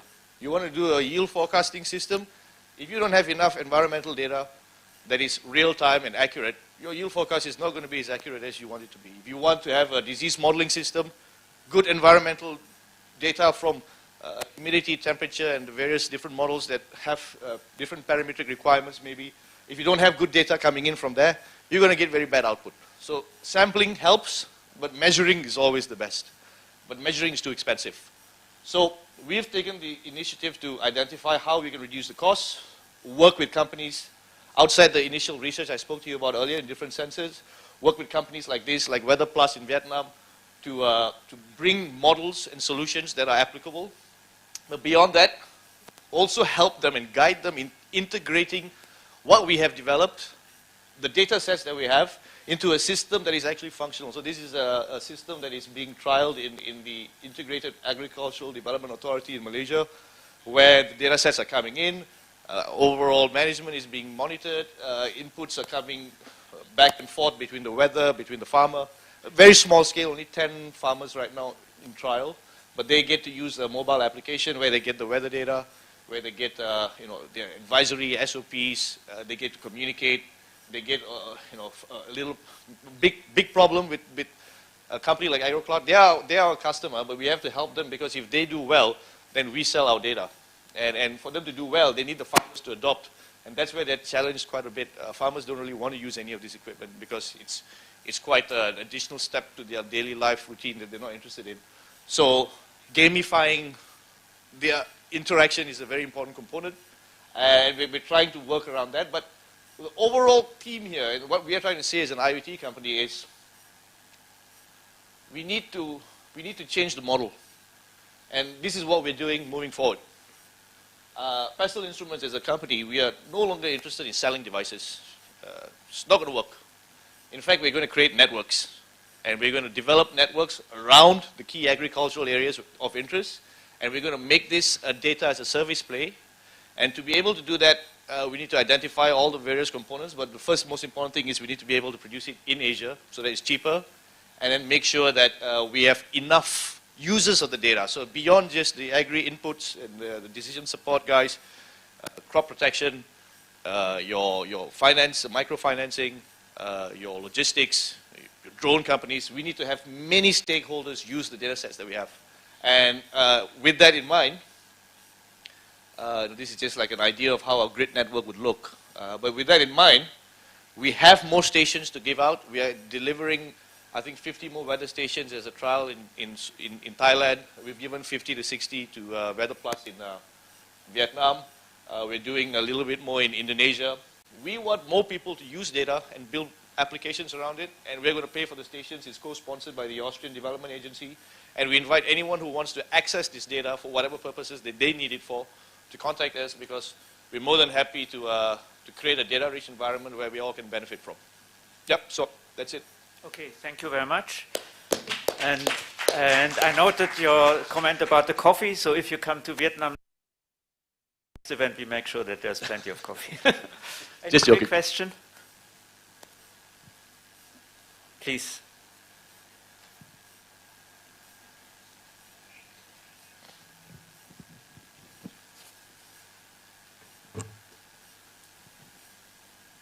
Hello. Yeah. Thanks for the presentation. Yeah, I see the data as service of the weather data is very important, and many people want to access this data. And I have two questions, like what coverage of your weather collection data point in general, and the second question is what is your offer different from the weather company of ABM, because the ABM contact many times with us and they told that the biggest, the largest and the first weather data at the service of the whole world. So what is your different, or what is your competitive advances? Well, we don't consider them competitors. They are co-collaborators. They just derive their data from a whole different type of scientific system, right? They use models and satellites. And what we have to understand is for, say specifically the measurement of real-world data for a farmer, a satellite forecasted data set is going to be irrelevant if he needs to monitor temperature and humidity in real time on his field to monitor risk, right? So there is no comparison to actual physical measurement in your field when it comes to agricultural advisory and agricultural activities. You just can't run away. The water level sensors that you need, the soil moisture sensors that you need, this can't be modeled with IBM. IBM can take this data and make a better model, but having ground truthing is of utmost importance, and having proximity to what you're measuring for an activity to be possible in terms of an intervention can't be run away. You can't run away from that. And the thing about you asked about the how big is the coverage area. A weather station is not one device. A weather station is a combination of different sensors: humidity, temperature. Environmental sensors monitor a much larger area, because if you look at, say, the Asian context, our humidity and temperature doesn't fluctuate much. But what fluctuates a lot, what is so difficult to measure in say, the tropics, is rain. Rain distribution is very, very scattered and very granular. So the ability to measure rain, so many different cheap rain gauges across one central weather station that has a much larger footprint in terms of its efficacy, is what is needed. You need to be able to break the weather station down into individual sensors, identify what those sensors are required in what density, and then build a network. There's no one, here you go. This is not a machine. This is, there's a lot of data requirements and data understanding that's required to make this sensible and to make this cost effective. So, but to answer your question, one weather station, in the Asian context, we are quite comfortable with it being effective for about, in the rice context, for about 2 square kilometers. Yeah. Thank you. Okay, thank you. We have to move on. Maybe you can do it bilaterally afterwards, yeah, because we are a bit behind time. So thank you very much. And the next speaker, we have 2 more presentations. The next speaker is Dr. Elmer Bautista from PhilRise in the Philippines.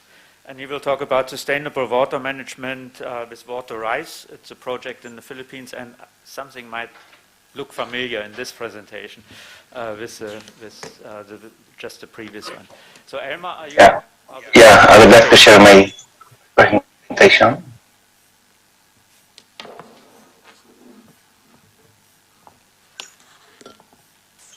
Yeah, can you see it now? Yes, we can. Okay. Okay. So I'm Tista from Philippine Rice Research Institute. My presentation is about sustainable water management with Waterize. Waterize is an acronym which means water efficient and risk mitigation technologies for enhancing rice production in irrigated and rain-fed environments. Waterize was implemented in 7 regions in the Philippines. Region 2, 3, 6. For rain-fed environment, we have Region 1, 3, 6, and Region 12. So our partners, we have national government, the National Irrigation Administration. We have the regional field offices of the Department of Agriculture. We have the BSWM, local government units, the Irrigators Association, and Farmers Association. The conceptual network is like this. With the general aim of improving the production efficiency of our rice farmers, especially with regards to water conservation. We have 5 work packages with different groups working in achieving the project goals. The project aims to increase the production efficiency and water productivity and reduce production risk through the development, dissemination, and adoption of appropriate crop management technologies in irrigated and rain-fed environments. For this presentation, I will impart to you some of accomplishment of the project. Let's start. So for work package 1, understanding and the key gaps, key knowledge gap. In this work package, we accomplished a policy paper about the use of mechanical transplanters in 1 region, that is in Region 2, and with the following key messages. There is an indicator of increase in income of the farmers using the mechanical transplanter, and only, only 2% utilization of the mechanical transplanter in the area because of the issue. First, seedling preparation. Second is the machine malfunction, and including the problem of logistic of transporting the machine and others. We also have a survey of 470 respondents. It is a face-to-face interview in Nueva Ecija.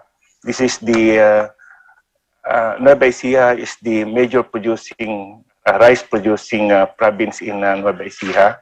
So, for example, on land laser leveling technology, the respondents, 82% of the respondents are willing to try the land laser leveler technology through service provision, while 10% of them are not willing, and 7.33 depends are undecided at depends on the rate of the service.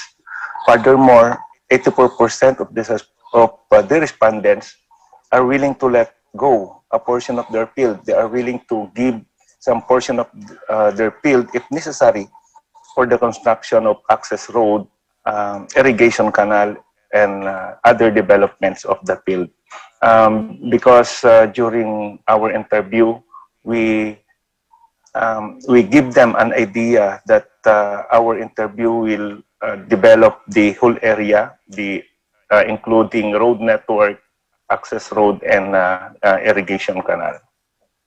For the WP, that is developing an irrigation advisory service using Automon, that is automatic monitoring for improving water productivity and enhancing coordination among water user.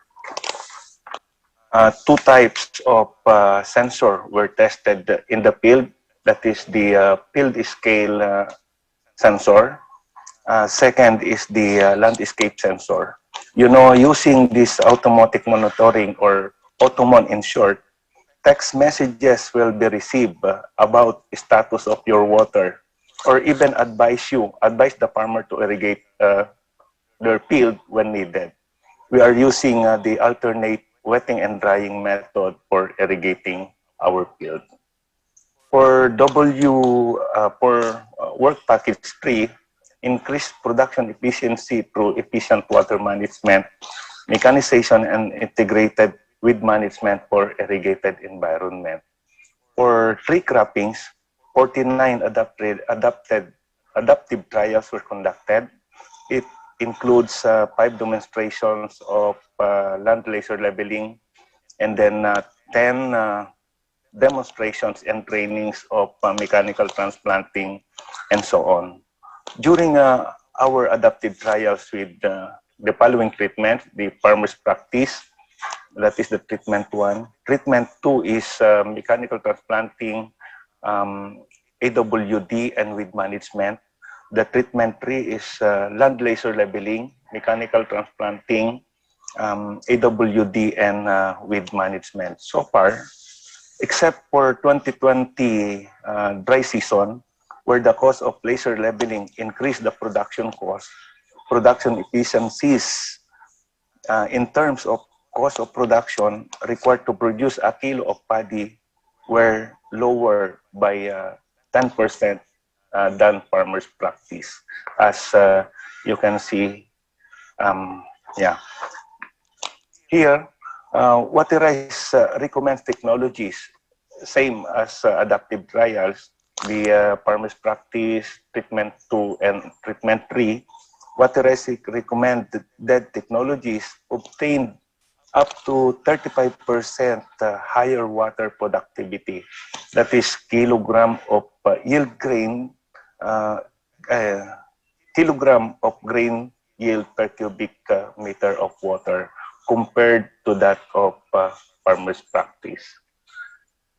Yeah, grain yield are 10 to 36% higher compared to the farmers' practice.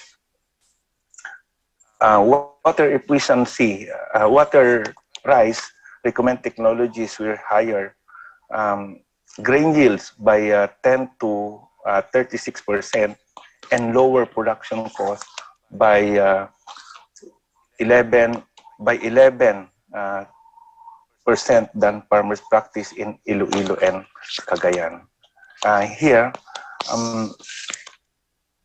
mechanical transplanting cost at having 1.5 hectare field capacity is 28% lower than manual transplanting at 8,000 pesos per hectare. The use of mechanical transplanter is more efficient in a leveled field with the 52% field efficiency and higher actual field capacity with the 1.1 hectare per day compared to the unleveled field. Let's now proceed with the work package 5, that is to develop an enabling environment for the adoption of the technologies. Work package 5 is done to the sustainability of the technologies mentioned. So we have to scale up, scale out, and scale deep. Yeah. So there are initiatives coming out to promote and adapt the land laser leveling, like House Bill. We come up with House Bill that is now in the Congress, and the Bureau of Agriculture and Fishery Engineering, or BAPE, have a memorandum that to the regional offices that the budget inclusion for LLL, or for the land laser leveling. So the bill is like this: HB 4269, and then the BAPI memo. Here are other some testimonials from our partners. This one is a medical doctor, Dr. Manolo Hernal Jr., a farmer entrepreneur, and one here, Romel Alday, one of our cooperator in Bantug, Muñoz, Nueva Ecija. And then for photo documentation, during the demonstration of land laser leveling and mechanical transplanting. Yeah, some more. And that's all for my presentation. To sum up, for WP1, we have surveys of basic information. For work package 2, we have an output of automatic monitoring, or AutoMon. For WP3, we have the adaptive trials conducted. For WP4, we have rain-fed area with management, and WP4 is sustainability, or creating mechanical machine service provider for the sustainability of these technologies. Thank you very much. Thank you very much. And yeah, presentation on the project in the Philippines that also had the objective to scale out some of the technologies that were talked about in the other country presentations as well. Are there any questions to Elmar? No, it doesn't appear to be. So Elmar, thanks a lot.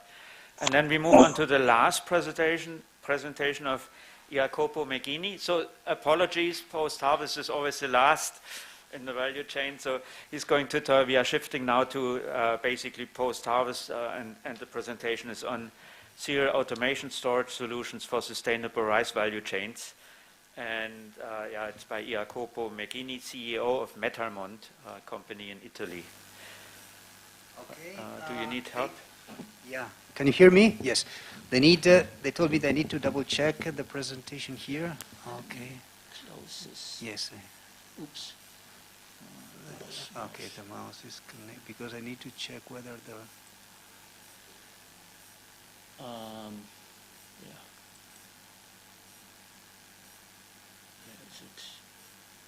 Actually, I got the. No. Yeah. Okay, this one. Okay.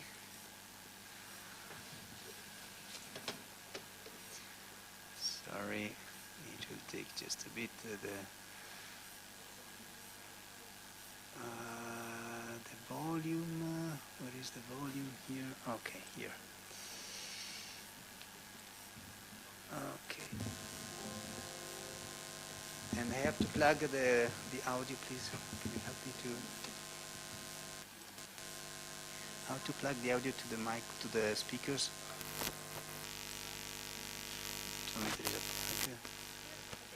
This one, so this should be working. Okay, so, and this is the magic device. Good afternoon. I'm Jacopo Meghini. I'm from Italy, and I'm really happy to be here. Thanks again, Martin, to invite me to give you this short introduction about a quite innovative system for the post-harvest storage. So let's move quickly. I want to give you just a few information about, for instance, the importance of storage. So let's see whether the movie will start. It's work here, not on the... And to have a great quality. But do you ever ask yourself how the raw materials get from the field to the fork, maintaining a good quality?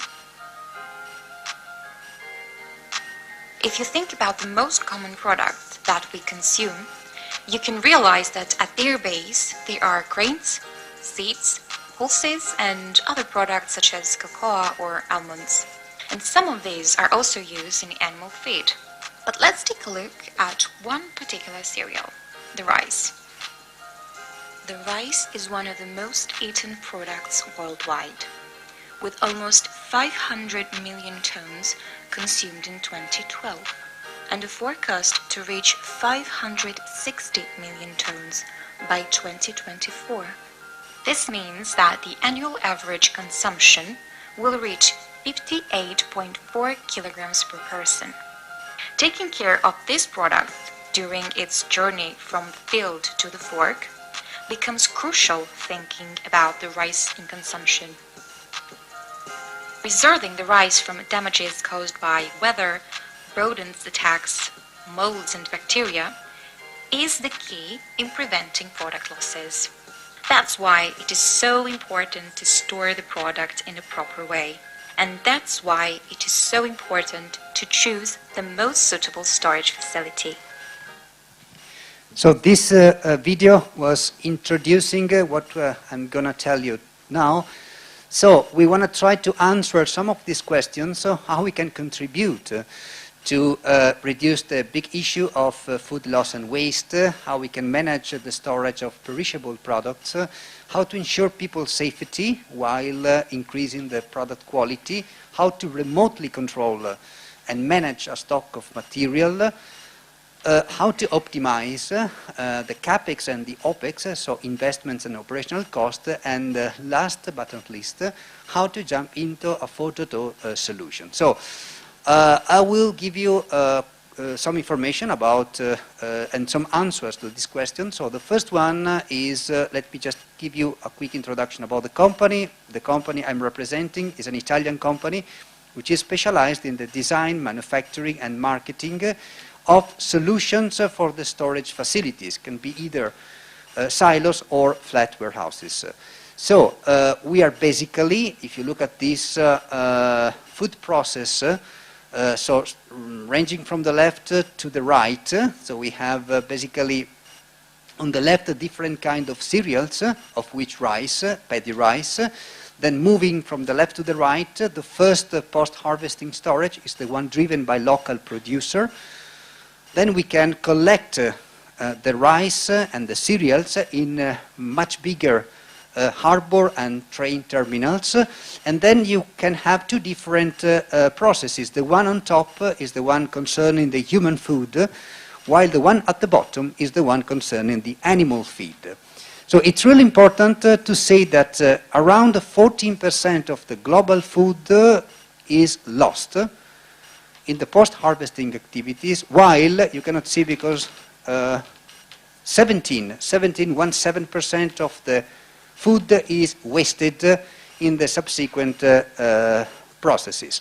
So we can provide solutions in order to safely stock and preserve the quality of the material, working at producer site, working in big terminals, and of course also supporting the human food industry as well as the animal feed industry.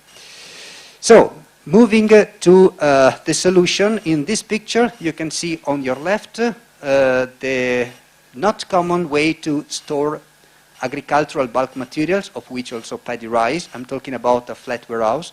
While on the right side you see the traditional conventional silo storage. All the blinking circles are different technologies we have in order to handle the material inside either the warehouse or the silo. So let's talk about the automation. You can see in this picture some of the solution we provided in some countries. Let's talk about the robot automatic leveling system. So this is a picture of our solution, which is mainly focusing on flat warehouses. And this is basically a reclaimer. So this is a system which helps you to load, level, and unload agricultural bulk materials like cereals, like paddy rice, like soybean meal from a flat warehouse. So which are the 10 pros of this solution? This solution is fully customized according to the operating logic of the user. It's really a versatile solution because you can use this warehouse not only to store agricultural products, but also even to store some other equipments like tractor harvesters. Effective because you can full the warehouse to the full volume. Basically, it's also efficient. It can work 24/7 on a completely automated workflow. You can manage the control of temperature, which is a very crucial point in order to avoid problems, avoid to spoil the material. Synchronicity, it's a fully integrated system which is working together with handling systems, ventilation systems. Unique solution, because if you have to deal with materials which are not free-flowing, like the soybean meal, is the only solution instead of using silo. Safety, no need to have people inside. Qualified, because it's a system with a lot of certification. And last but not least, there is a good return on investment. So let's, I don't want to go in detail on all these numbers, but we did a feasibility study in order to make a kind of proposal. We had one solution in Italy already working, but focusing on this region of the world, we tried to understand how this system could work in terms of technical specification, and of course addressing paddy rice.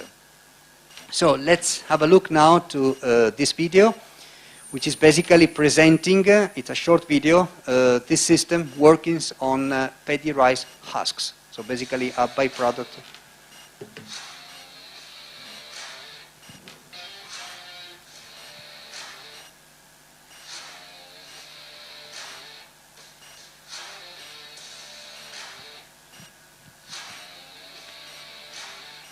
So basically, you see the system from the top going up and down, moving back and forth. And with all this palette, he can easily manage to level, make also some recirculation and mixing.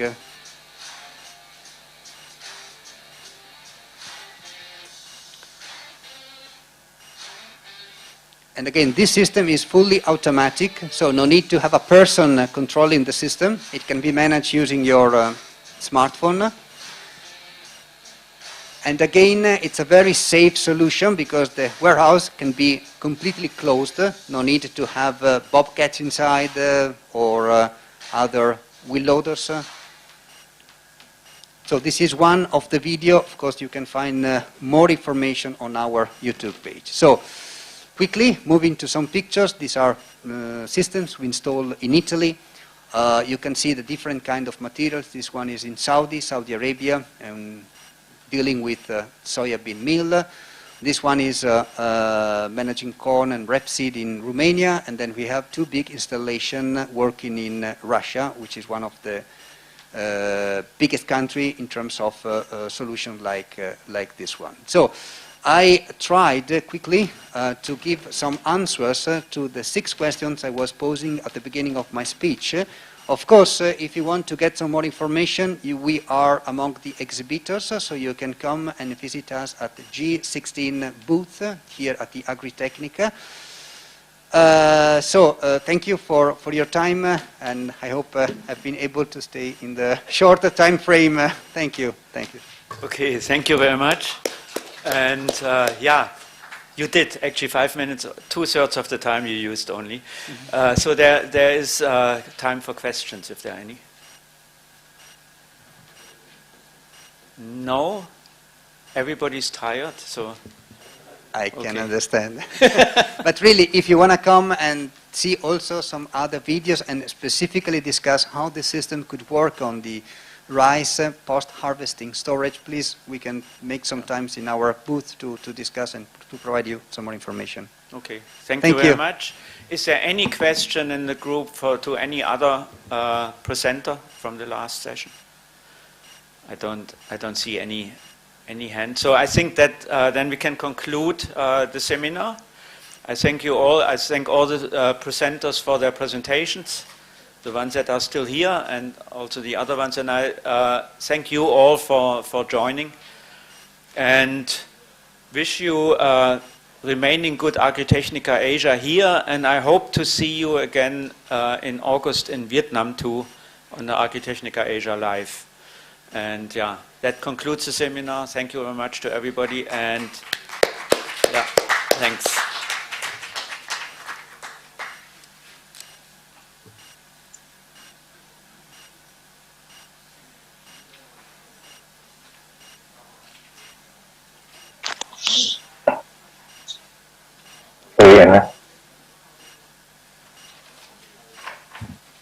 Very done. Bye. Okay. Thank you for everyone. Yeah, thank you very much to the offline presenters too, and to the team that was making this possible, that we had the hybrid event. So thanks a lot. Thank you. Bye-bye. Bye-bye. Bye-bye.